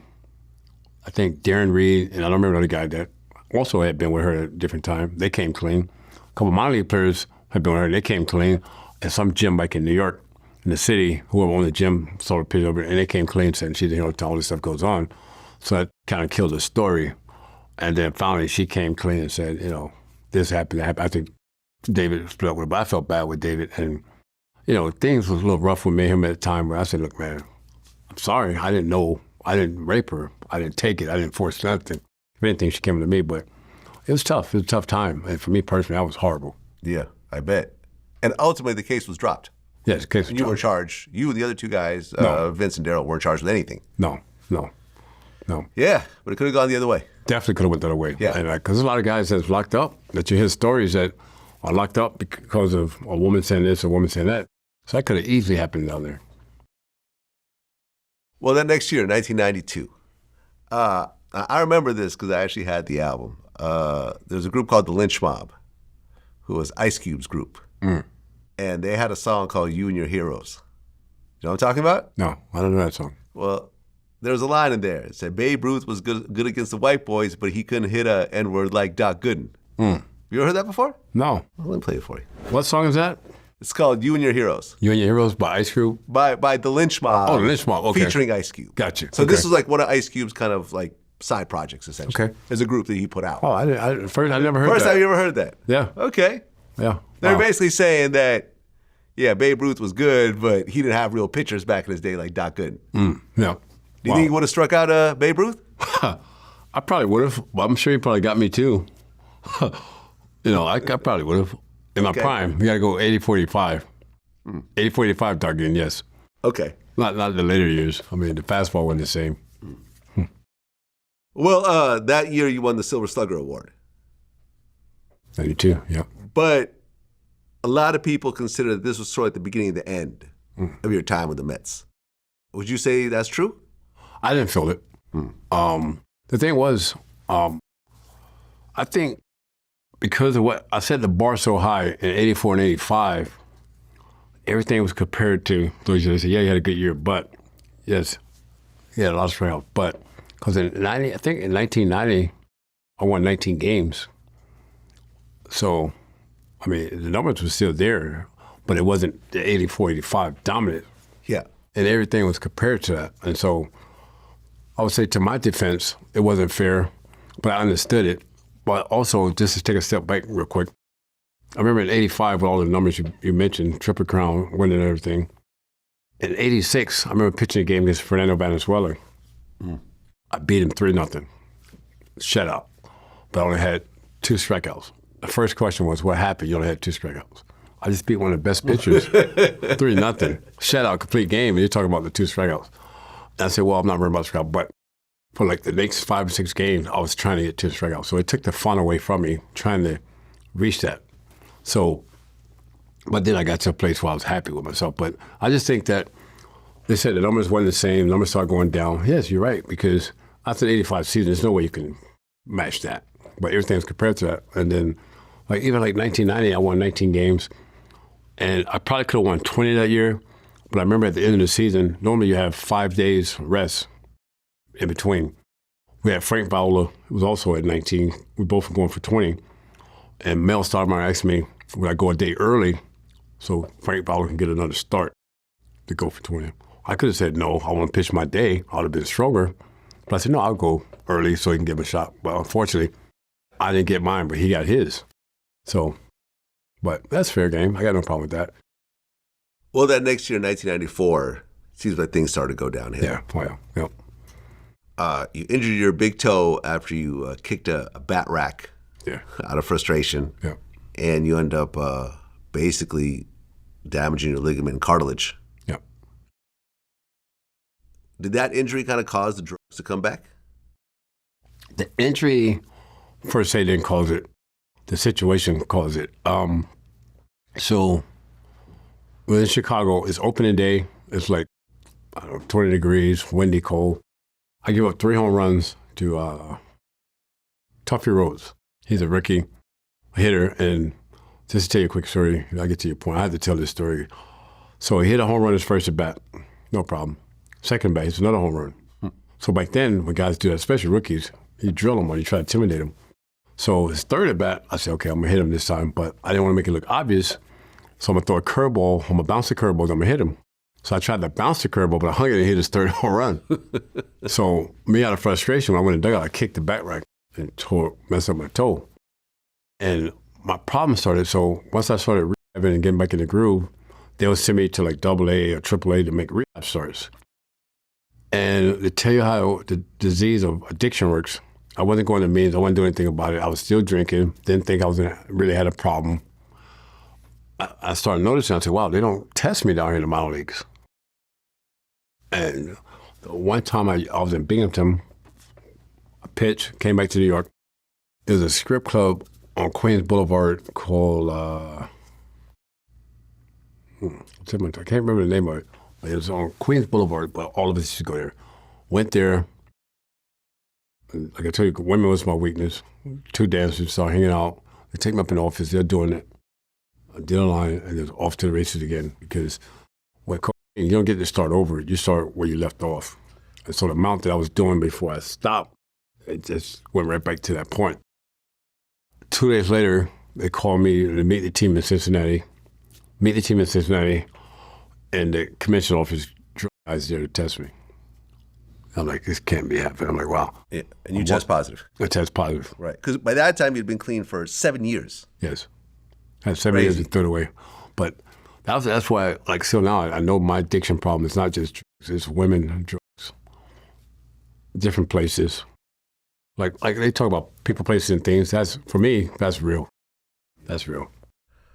Well, around that time, your wife, Monica, walks in the bedroom and you had a loaded gun in your hand. Yep. So that was horrible. I mean, I had got to the point where they say rock bottom. I don't know if it was rock bottom. To me, I've been through so many times where I thought it was rock bottom, and it was more situations. So I think rock bottom for me is when you're dead or whatever. But that situation, I just had enough. I was just sick and tired of myself. The lifestyle, what I put my kids through, put my family through, your fans, everybody. I was just tired of myself. And didn't have the way out, or thought I didn't have the way out, where you don't feel like there's no hope. This is where I'm going to die. I can't stop. I don't want to do it. I remember at times crying to go get drugs. That's where the mental part comes in. But I had no way. I didn't trust anybody talking to my family. I had this pedestal. I say, hey, I'm doing this. Oh, you'll be fine. But at the same time, I wasn't really telling them what the truth was, what was really going on. So there's one day, I missed my daughter's birthday. I think it was a third birthday party. Had the mermaids and all that stuff there. Wasn't there, no show. Then out binging for 3 days. Come home, kids asked me where I'm at. I was tired of lying to my kids, just tired of everything. Basically just tired. So always had a gun. I got the gun, and I'm just like, man. I from looking at it now, it's just self-pity. I was like, man, if I just take myself out, they'll be hurt for like a couple weeks, but they'll be better off for me hurting them, worrying about where I'm at, coming home where I'm at. Let me just end this. But I wasn't man enough to pull the trigger, if that makes sense. I got the gun, put it in my head, and it was like, I wanted to do it, but I also wanted somebody to come stop me, because it was like, I mean, like people ask you now, are you scared to die? I'm not scared to die, but am I nervous? Yes, because I never died before. I don't know what's after death. So it was like, I had it, I wanted to do this, but I wasn't man enough to do it. So my wife there called my mom. My mom is the one that actually took the gun away. And, you know, at that point, then you feel a little bit better, because now it's sick. Tell you addiction is sick. So I felt better because the focus is on me with the gun now, not me, or not being there for 3 days. But I knew what happened, so that made me feel a little bit better, how sick that sounds. And finally, I said, you know what, I got to just face the music. I got to do something. And the first thing was, I read that letter. Well, Buzz Selig told me I was suspended for the 95 baseball season. Okay, what I do now? And so that was part of it. That's what led to it. Okay, so that next year you started going to Narcotics Anonymous meetings. Yep. And started really getting clean again. 1996, you sign on to the Yankees as a free agent. Yep. And the Yankees are a very, I mean, really the most famous team in baseball. How did it feel to be on the Yankees at that point? Initially, like I hated the Yankees. You know, being a Met. Darryl Strawberry was on the team at the time. He came, well, he was there in 95, and then he was playing in the independent league, but he came later that season. Right, exactly. He came back. So you guys got reunited later on in the season. Yes. How did that feel? That was great. Yeah. That felt great, because it was like my security blanket coming back. Like we had been talking, but we haven't played together since 1990. But for me, I remember going to spring training with the Yankees and putting the uniform on, standing in front of the mirror in the restroom, just staring at myself with the Yankee cap and the Yankee jersey. Yeah. I couldn't vision it, but it was like, I remember Mr. Steinberg saying, stay out of trouble, you'll be fine, you'll be a Yankee. Pitch to where I know you could pitch, you'll be great. But it just felt weird. But pitching, my first 3 games, I lost my first 3 starts. They took me out of rotation. Joe Torre was the manager, and they was going to release me or send me down. But then David Cohn who girlfriend we talked about earlier, he got an aneurysm in his shoulder, and that's how I got back into the rotation. That's what saved me, basically. Right. You ended up throwing a no-hitter against the Mariners. Oh, man, that was crazy. Yeah. And the timing of it, because that game, I didn't really have my best stuff, but I made pitches when I had to. There's plenty of games I pitched where I had a lot better stuff than that day, because I had 6 walks, but when I had to make a good pitch, quality pitch, I made it. And all the circumstances that was behind that with my dad's health situations, he had been on dialysis for 15 years at that time, and he was getting ready to have open heart surgery the next day, which I had a plane ticket to go home to be with him. But that morning when I woke up, I thought that he would probably want me to pitch. So I called Joe Torre, told him I wasn't going home. I was coming in to pitch.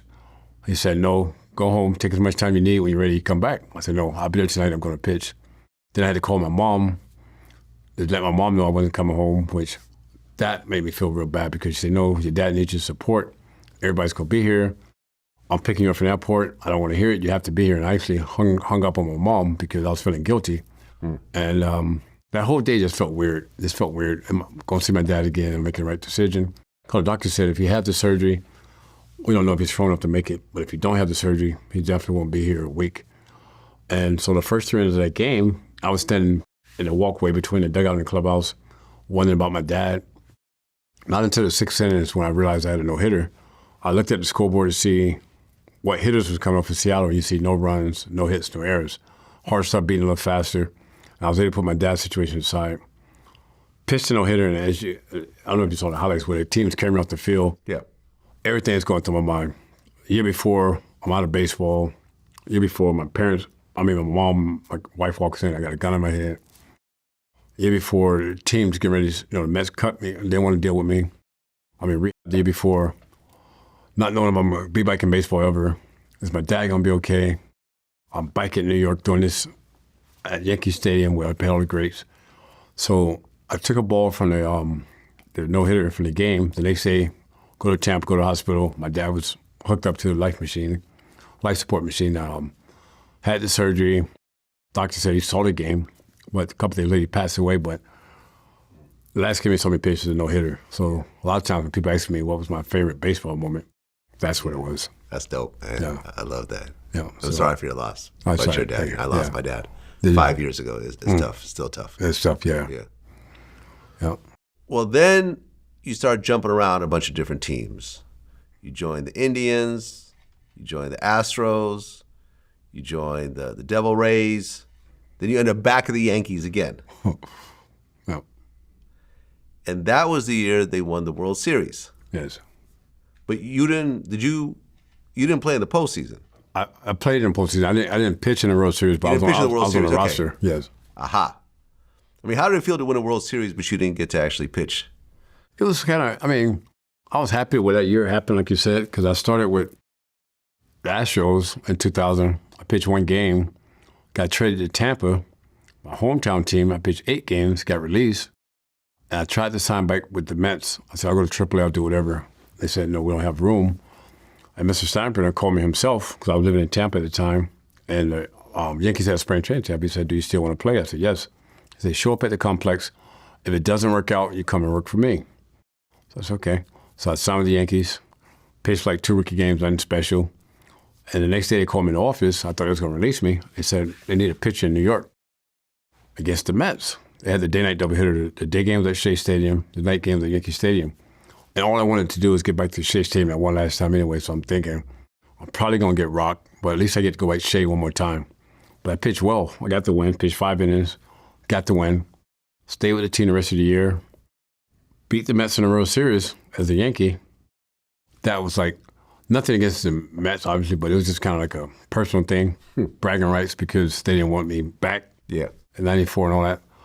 And we beat them in the World Series, and then I retired after that year. Yeah, so like you said, they cut you and you end up beating them. Yeah. That was the best feeling. That was a good feeling. Well, I'm always going to be a Met. I'm always a Met. Don't get me wrong, but that was just like a good way to end it. So that next year, your baseball career was essentially over. Yeah. You end up going back to drugs, started drinking again. Yeah. You tore your knee during warm-ups, and then the Yankees cut you. I retired. You retired? Yeah. Right. But they offered you a job. Yes. $100,000 a year as a special assistant. Yes. And you wouldn't get tested with this job. Yes. Which was not a good situation for you. So what happened was, in 2000, after the season, I wanted to sign with the Mets for one day and retire. They said, no, you know, Yankees. So I was in spring training with the Yankees, tore my knee up. They said, you know, it'll take 3 months of rehab, and then 3 months you had to go down to the mines to get back in shape. Mr. Evans said, you come work for me. So I said, okay. So I probably, looking back at it now in hindsight, I probably just said, let me sleep on it, let me talk to my family. But I was so pissed off, I said, okay, I'll retire and just come work for you. So I announced my retirement that day, went in working for the Yankees. And for 2 years straight, in March, when spring training is going on, I got arrested. 2 years straight. And the therapy and thinking about it was probably because from a mental standpoint, I still want to be playing, because normally March you're in spring training. But I wasn't playing, I was retired. I retired at 35, and I felt like I still had 2 more years. In spring training, somewhere, for my mental thinking, my sick mental thinking, I really wanted to be playing, but I wasn't playing. So, again, self-medicated. And 2 years in a row in March, I got arrested. DUI. Yeah. Well, you got arrested in Tampa in 2002. Yep. DUI. Yep. Then in 2003, you get arrested again. Yep. Driving a suspended license. Yep. I've been arrested for that myself. Oh, yeah. Yeah. So I can relate. And that same year, you and your wife got divorced. Yes. Yep. Was it because of the arrests? No, it's honestly because, and I've talked about, we're good friends now, the first wife. I got a woman pregnant, which became my second wife. And I was a coward. Instead of telling my wife what happened, I mean, she would have been hurt, and I don't think she would have left. But I said, well, if I get a divorce, I don't have to tell her. I mean, it's crazy. That's my mindset. Hey, man, I mean, listen, as a man, I can relate. I know. I know. So, but no one wants I paid the to have price that though. conversation. Yeah, I paid the price though, because the second wife, oh my God. I mean, I got 2 beautiful kids out of the deal.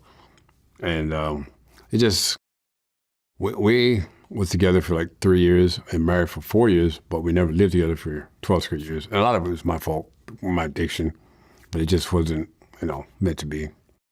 I think I was paying the price because of what happened with my first wife. But, all of us were good friends now, so that's the main thing. Yeah. And you have a job with the Yankees during this time, but you're not showing up for weeks at a time. Yeah. But they're not firing you. Well, yeah. But you still kind of have the job, but you're not showing up to the job because of all these other situations. Yeah. There's a lot going on, man. And Mr. Strawberry was fair. He was like, and the thing is, I got to the point where, I had to go to prison. I went there for 10 and a half months. And even when I got back from that, he wouldn't get my job back. I said, no, I can't take it, because I can't do that to you anymore. When I wasn't showing up, it was because of relapse, problems with the wife, all these different things. And he kept sticking with me, because baseball knowledge was never an issue. I know baseball, that's all I knew. That's still today, that's all I know. But I had other issues. But he kept sticking with me, giving me chances after chances. But when I got incarcerated, when I got out, I just told him, thank you, but I can't do it anymore. Well, that situation, 2005, you get stopped by the police because you were driving erratically, and then you drove off. Yeah. Yep. So tell me about this whole situation. So I'm living in Harbor Island, which at Tampa is like downtown Tampa, and it's a gated community. We have our own security gate in there. And my sister, Chef-Mom, was having a party in St. Pete, and it's like 2 a.m. So I decided, okay, he kept calling me, you coming? So I said, okay, I'll go. And remind you, and again, I'm not justifying anything, when I was incarcerated, the warden told me, be careful, the cops still want you in Tampa. So we have our own security, but when I pull out the gate, TPD, Tampa Police Department, the cop is sitting right there. Something's telling me to go back in the gate. And I said, no, I'm going to support it. And so I pull out, he pulls right behind me, and I'm thinking, normally I take the freeway to go, but I'm going to take the bike roads. And he's following me. I get to an area where it's very dark. Very dark. And so he throw the lights on me, pull me over, I pull over. Comes up to me, same thing. Mr. Gooden, where you going? So I'm going to my sister's party. This time of night, yes. This your car? I said, yeah, I'm sure you ran the plate. So probably shouldn't have been talking while I was talking, but it just like, get fed up with all this stuff. So he said, let me see your license and registration. And this is Tampa once again, by the way. Tampa again. And Tampa's the only problem, I mean, besides New Jersey, I did in 2019. The only problem I ever had problems with the cops. Gave my license and registration. He goes back to his car. Then he comes back. He asks me all these questions. Is your car and stuff? But I think at that time he's trying to figure out if I'm speech, if I'm slurring or whatever. But honestly, I was fine at the time. I hadn't been doing anything. So yeah, he said, okay, I'll get you out here in a moment. Goes back to his car again. So now you got all these cop cars are coming in. All of them are coming in.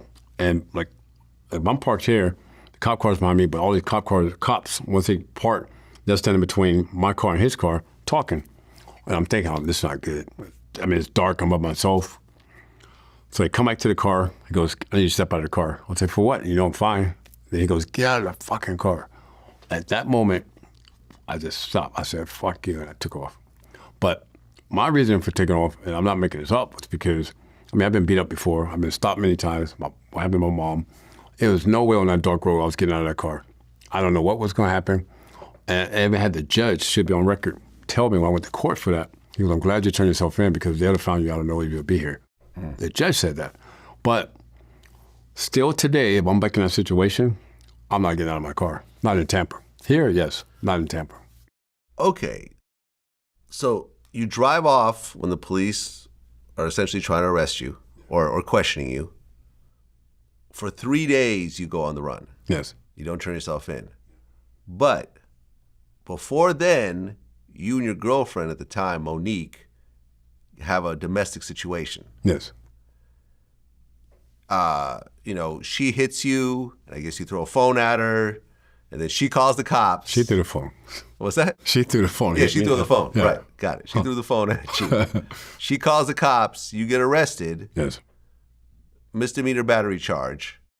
But while you're on the run, you were supposed to take a mandatory 1-hour class on domestic violence in order to dismiss all those charges. And you don't show up to the class because you're on the run, technically. Okay, you're probably right. And is it because of that essentially that's where the jail thing came in? Oh, no. So what happened was, the thing with Monique, what happened, I mean, I'm walking out of the room, she throws the phone in the back of the head, so I hit her, which I don't agree with hitting a woman.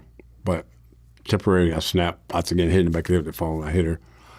Called the cops, and I let the cops in the gate. They couldn't get in the gate. I let them in. Got arrested. Spent the weekend in jail. Get out. And then it was like maybe a couple weeks later, that's when the cops thing, I ran from the cops. And for 3 days, I was scared about what they might do if I ended up turning myself in. But what happened with the, when I got incarcerated to jail was I had went back to treatment after that, after the Monique thing. I went back to treatment. After treatment, I had relapse, and I was going back to treatment, and I told, which I didn't have to, but again, I don't know the law or whatever, so I called my probation officer, told her I was going back to treatment. She said, come by here first.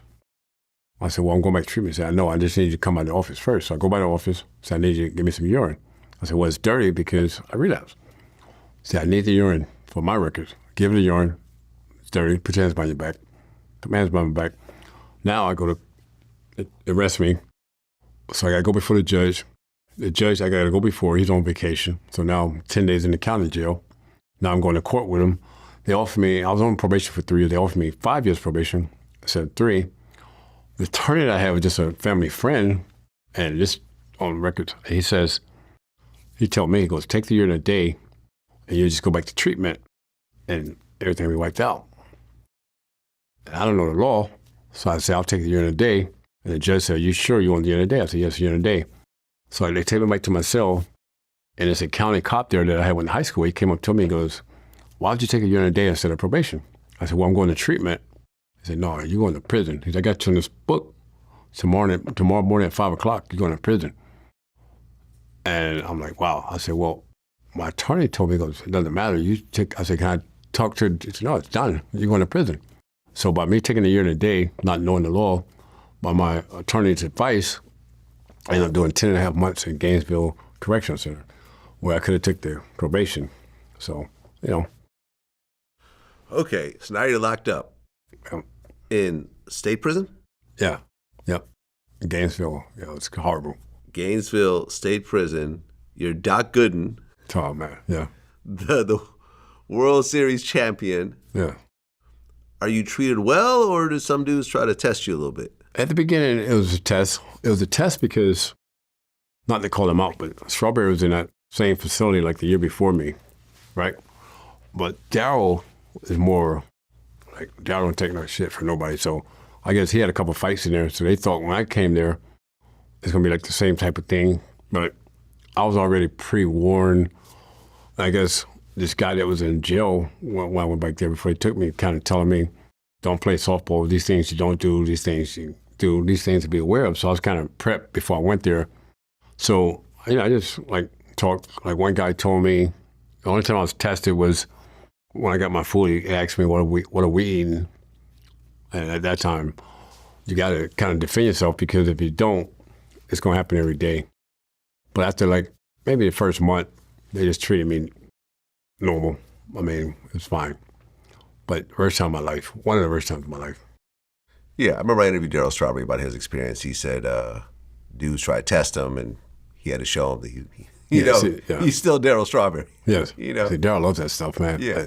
Honestly, when I first went, I wasn't scared, but I thought, I don't know that about jail, prison, but I guess it's different levels.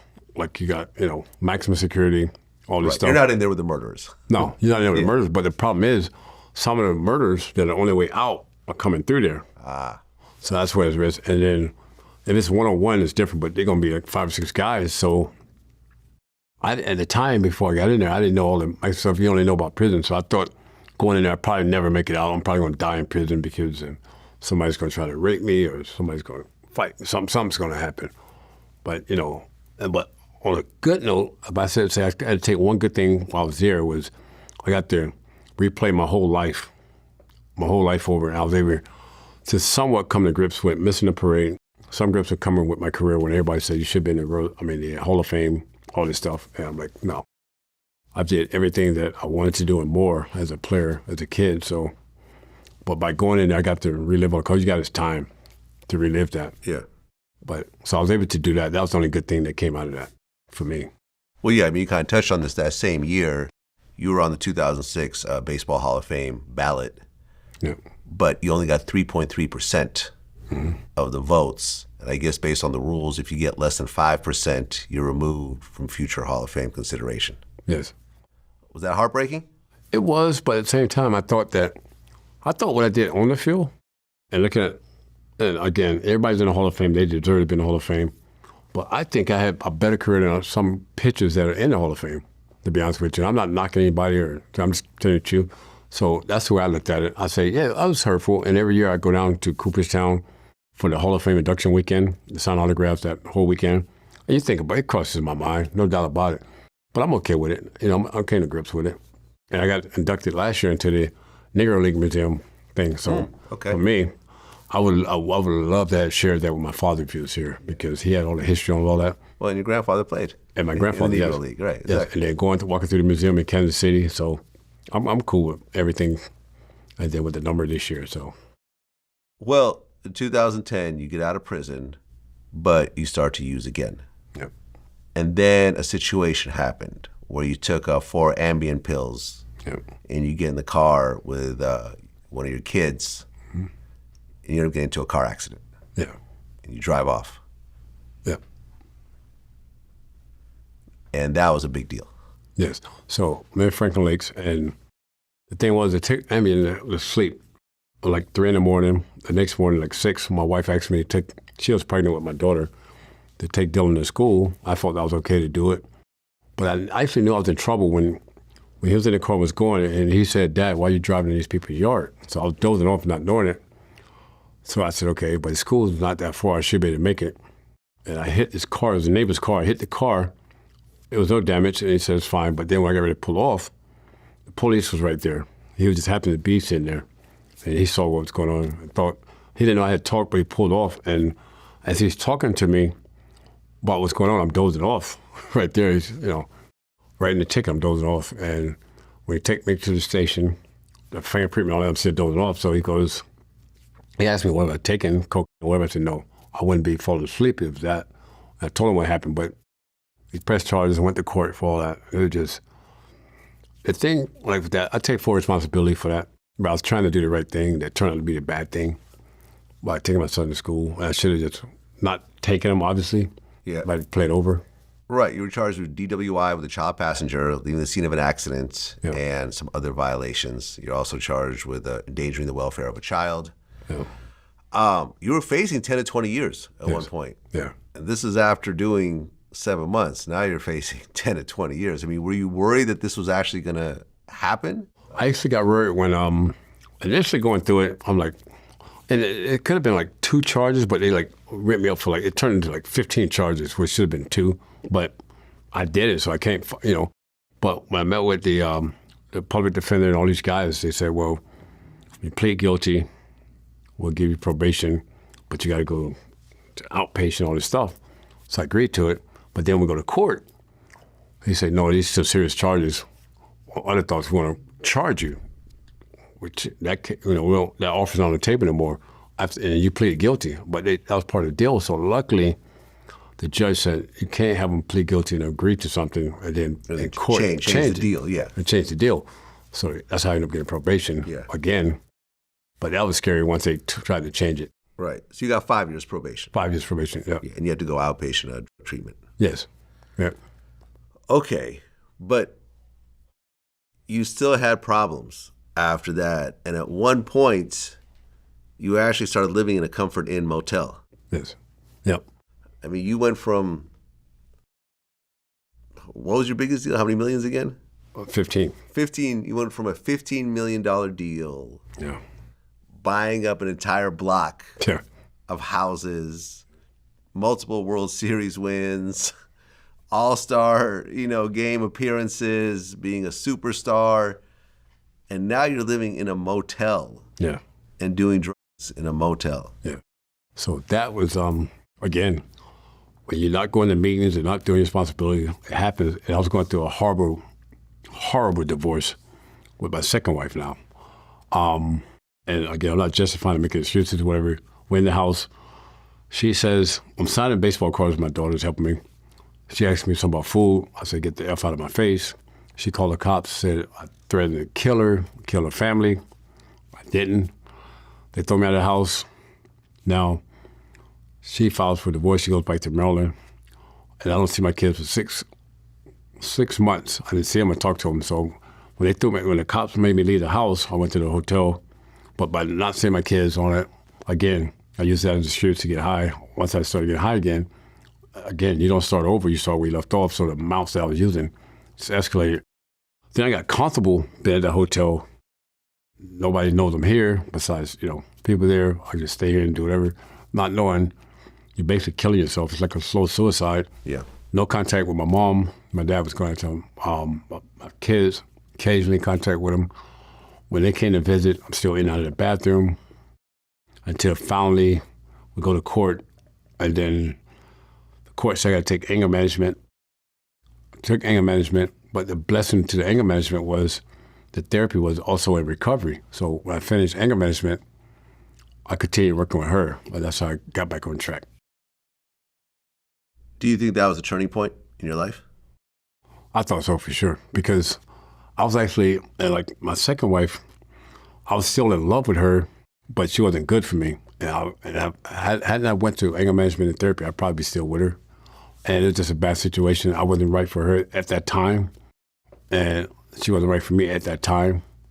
But I needed that to focus on me. So my therapist made me take everything off the divorce, everything off what's going on, to turn it back on me and, focus on me.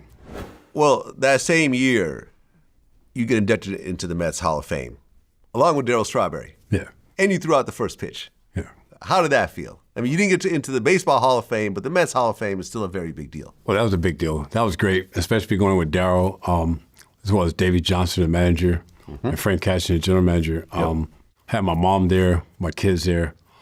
It was just a great time. And plus, for me, it was kind of like, not necessarily closure, but kind of saying that, okay, I didn't get into the Major Hall of Fame, like you said, but the Mets appreciated the job I've done. And I was okay with that because you just never know. With the off-the-field problems, you let people down, stuff happen. But I just felt like with that, everything was forgiven. And to share that with my family, and like you mentioned with Darryl, going in at the same time, I thought it was a great honor. Well, that next year in 2011, you showed up on Celebrity Rehab with Dr. Drew. And I guess you never actually agreed to it before it was announced. Right. But you kind of went with it. Yeah. Anyways. Oh, it was crazy. How's that whole experience? So it was weird because with Lenny, like Dykstra, who I've known over 40 years, and Lenny, we played A-ball together. When he first came to New York, he stayed with me.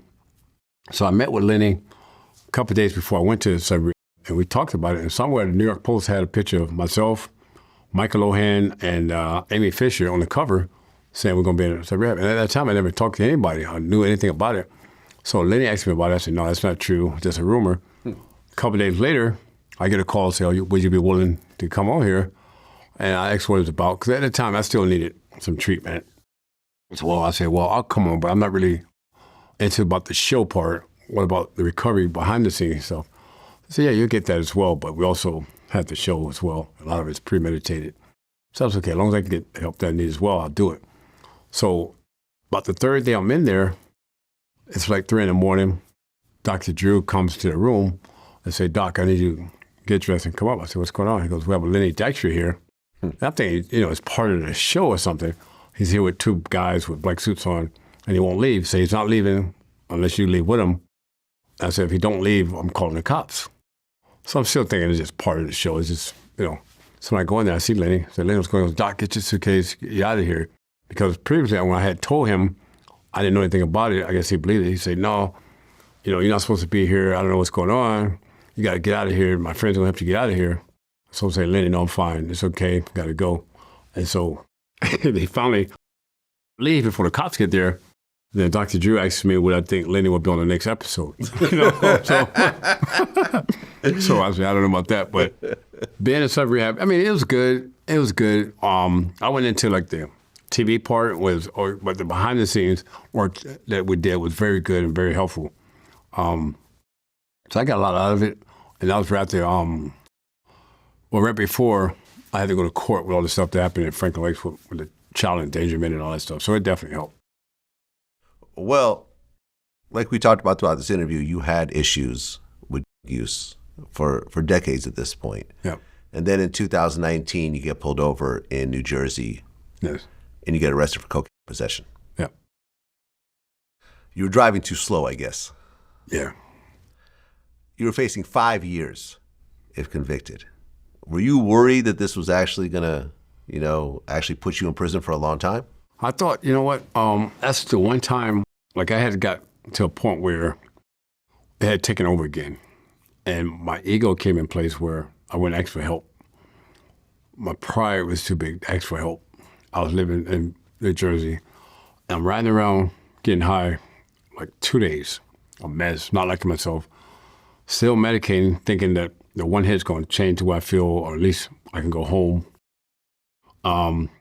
My phone dropped, which turned out to be a blessing in disguise. And so the GPS, I couldn't find the GPS. So I was somewhere in New Jersey. I didn't even know where I was. And I was just a mess. Cops pulled me over. I was changing lanes or something. Cops pulled me over. And I actually thanked the cops for pulling me over. They said, Doc, and I said, yeah. I said, but you guys are just, they felt bad for the situation. I said, no, you guys are just doing your job. I understand. I got to do it, whatever. Because had they not put me over, I think I would have killed myself or killed somebody because I couldn't stop getting high. They pulled me over, took me in, get out. And then the thing about it, 4 days later, I got pulled over for the same thing, but I didn't have drugs in the car. But I was turning, it was like raining, turning on a one-way street. I didn't know. By the time I was turning around, the cops pulled me over. My blood pressure was down, so they took me to the hospital. They took me to jail, but there was really no charge there. But that's when I knew. I said, you know what? This is bigger than just, there's got to be something serious going on. And like I was raised in a family where like black men, in my household, black men don't cry, black men don't hug. You don't tell another man you love them. You just ain't do that. So I had to relearn all that. And I'm not justifying anything. That's just the way it was. So, but I just knew something mentally wasn't right because when I went back to jail, I couldn't stop. I just couldn't stop. And then I didn't trust myself leaving the house by myself because It was like if a certain song comes on, like a rap song, certain rap song come on, it makes me want to get high. Sometimes I can smell the drugs in the air. I didn't like living like that. Like you said, you go from Mets Hall of Fame, all these awards, Major League Baseball. I've been through, I know what's going to happen. You go to prison, or go back there, or, I say, you know what? I got to throw my ego aside, put my pride aside, and get some mental work. I had to go to get mental help. I went to a high focus in Morristown, New Jersey. And I told the guys there, they said, you're not crazy. I said, no, I didn't say I was crazy. Because when people say crazy, like growing up as a kid, you say, oh, you're just crazy. Oh, you're just crazy. No big deal. You're all right. Have a drink. You'll be fine. But when you put the word mental on it, it's like, man, I don't know. Because I went to a hiking site, Mr. First for like 10 days. At first, I was like, I don't belong in here. But then when I look at my track record, I'm like, yeah, I do belong here. And high focus outpatient. I got to work on the mental aspect. Why certain things happened, I had to revisit watching my sister get shot. I had to revisit when my mom shot my dad. I had to revisit stuff I seen in the project. I seen people get killed. I had to revisit all that stuff. Revisit my dad's situation. It was tough. Revisit missing my kids' birthdays, mess parade. I had to revisit all those dark moments. So they break you down and build you up, but they tell you about it and you talk about it, how you felt, where was your mind at that place, and trying to be one of the best things for me. I mean, now, by the grace of God, July, I'll have 5 years if I get to July. You're now 5 years sober. If I get to July, yes. Congratulations. Thank you. Congratulations. Yeah, thank you. But it's just, I know how to switch, it can change. I mean, I celebrate it, but at the same time, I'm aware. Because like you said, I've been in 7 years before. I've been in 8 years before. And also had days where I couldn't get to 2 days. Yeah. So I'm aware of that double-headed sword, so. Well, yeah, you end up getting 1 year probation. Yes. Yep. All these cases, I mean, along the way, you could have gotten, without the right lawyers, with a bad judge, with an overzealous prosecutor, it could have ended up 5 years, 10 years, maybe even 20 years. No doubt. Luckily, you weren't a drug dealer. You were just an addict. Yes. And I think that the courts understand that to a certain degree. Yeah. It's not like you were, selling kilos or whatever. You were just having an issue yourself. And that's, I think, what ultimately saved you. Yeah. And you ultimately didn't really hurt anybody but yourself. Yeah. Although you had accidents and whatever else, there's no real injuries. Nobody died, luckily, or else. But someone could have died. That's right. And then that would be life in prison. Yeah. So you got very lucky. Yes. And then in 2024, this year, your number gets retired by the Mets. Crazy. Last year when Steve Cohen called me, because I never talked to him on the phone prior to that. I thought it was a prank call because some of my friends would do prank calls, right? And he was like, this is Steve calling the New York Mets. I want to speak to Doc Gooden. I say, speaking. He goes, I got some good news to tell you. We're going to retire your number. Well-deserved. And so I hung the phone up intentionally so I can call the number back to make sure it was him. Because, I'm like, no, this ain't happening. Because you think, again, on the field, I thought I did enough, but off the field, I'm like, I don't know if it ever happened. And I was okay with that. So I called back and was him. And for him to tell me that, I'm like, man, this is crazy because not only is it a great feeling for myself and a great honor, like the highest honor a team can give you, but now for the rest of my life, I have to represent the Mets because my numbers are in a good light. And I'm okay with that. I'm in a good place now to do that. 2019, I wouldn't have been in a good place to do that. Yeah. But I feel good. My health is good. Good relationship with my kids and everyone. So I'm okay with that now. But to get that, and I just look at it now, like when I speak to schools and colleges, I always tell kids, whatever you go through, you're going to go through tough times. Find someone you could talk to that you're comfortable with, that's not going to judge you, and you could be open with.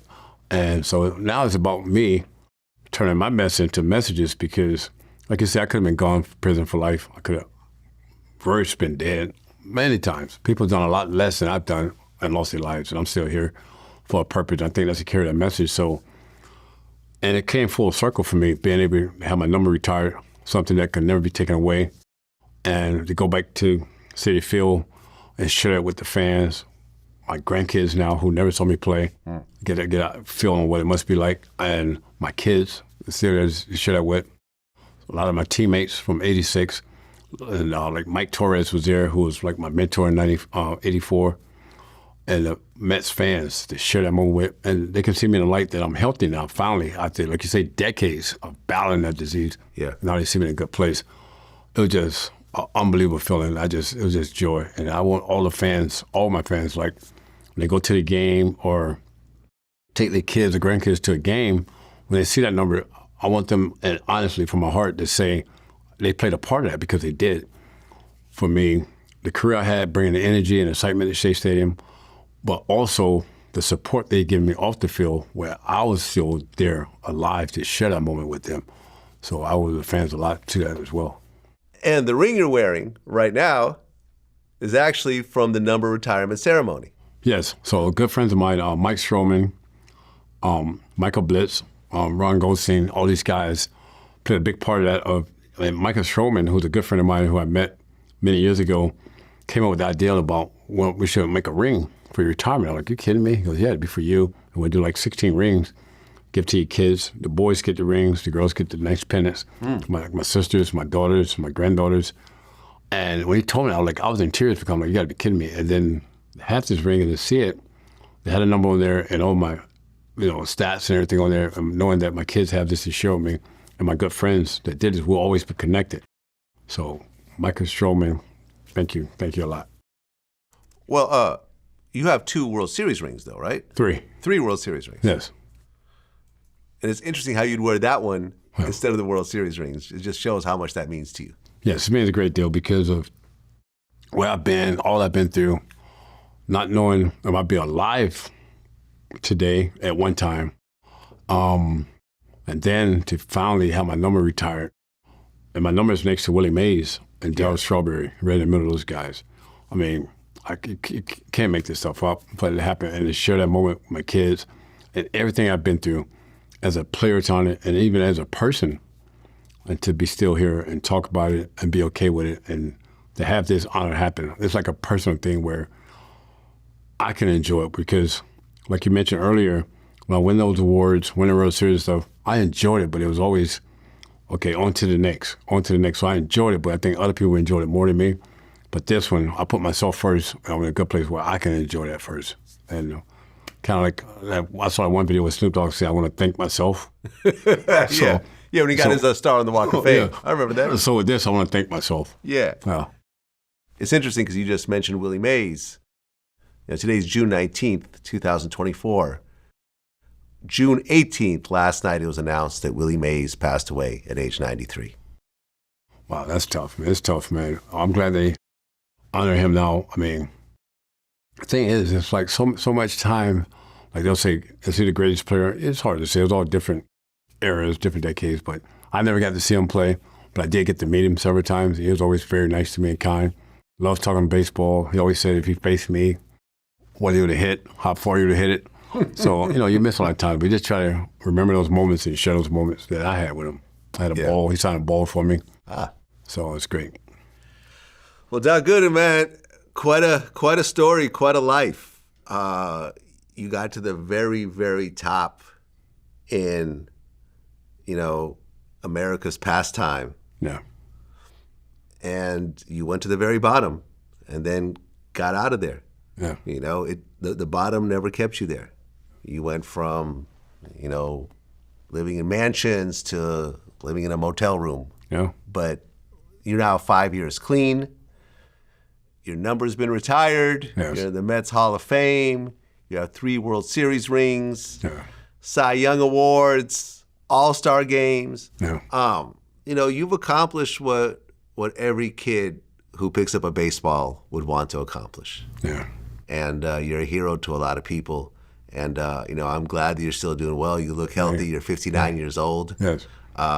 You've got great grandkids. Yes.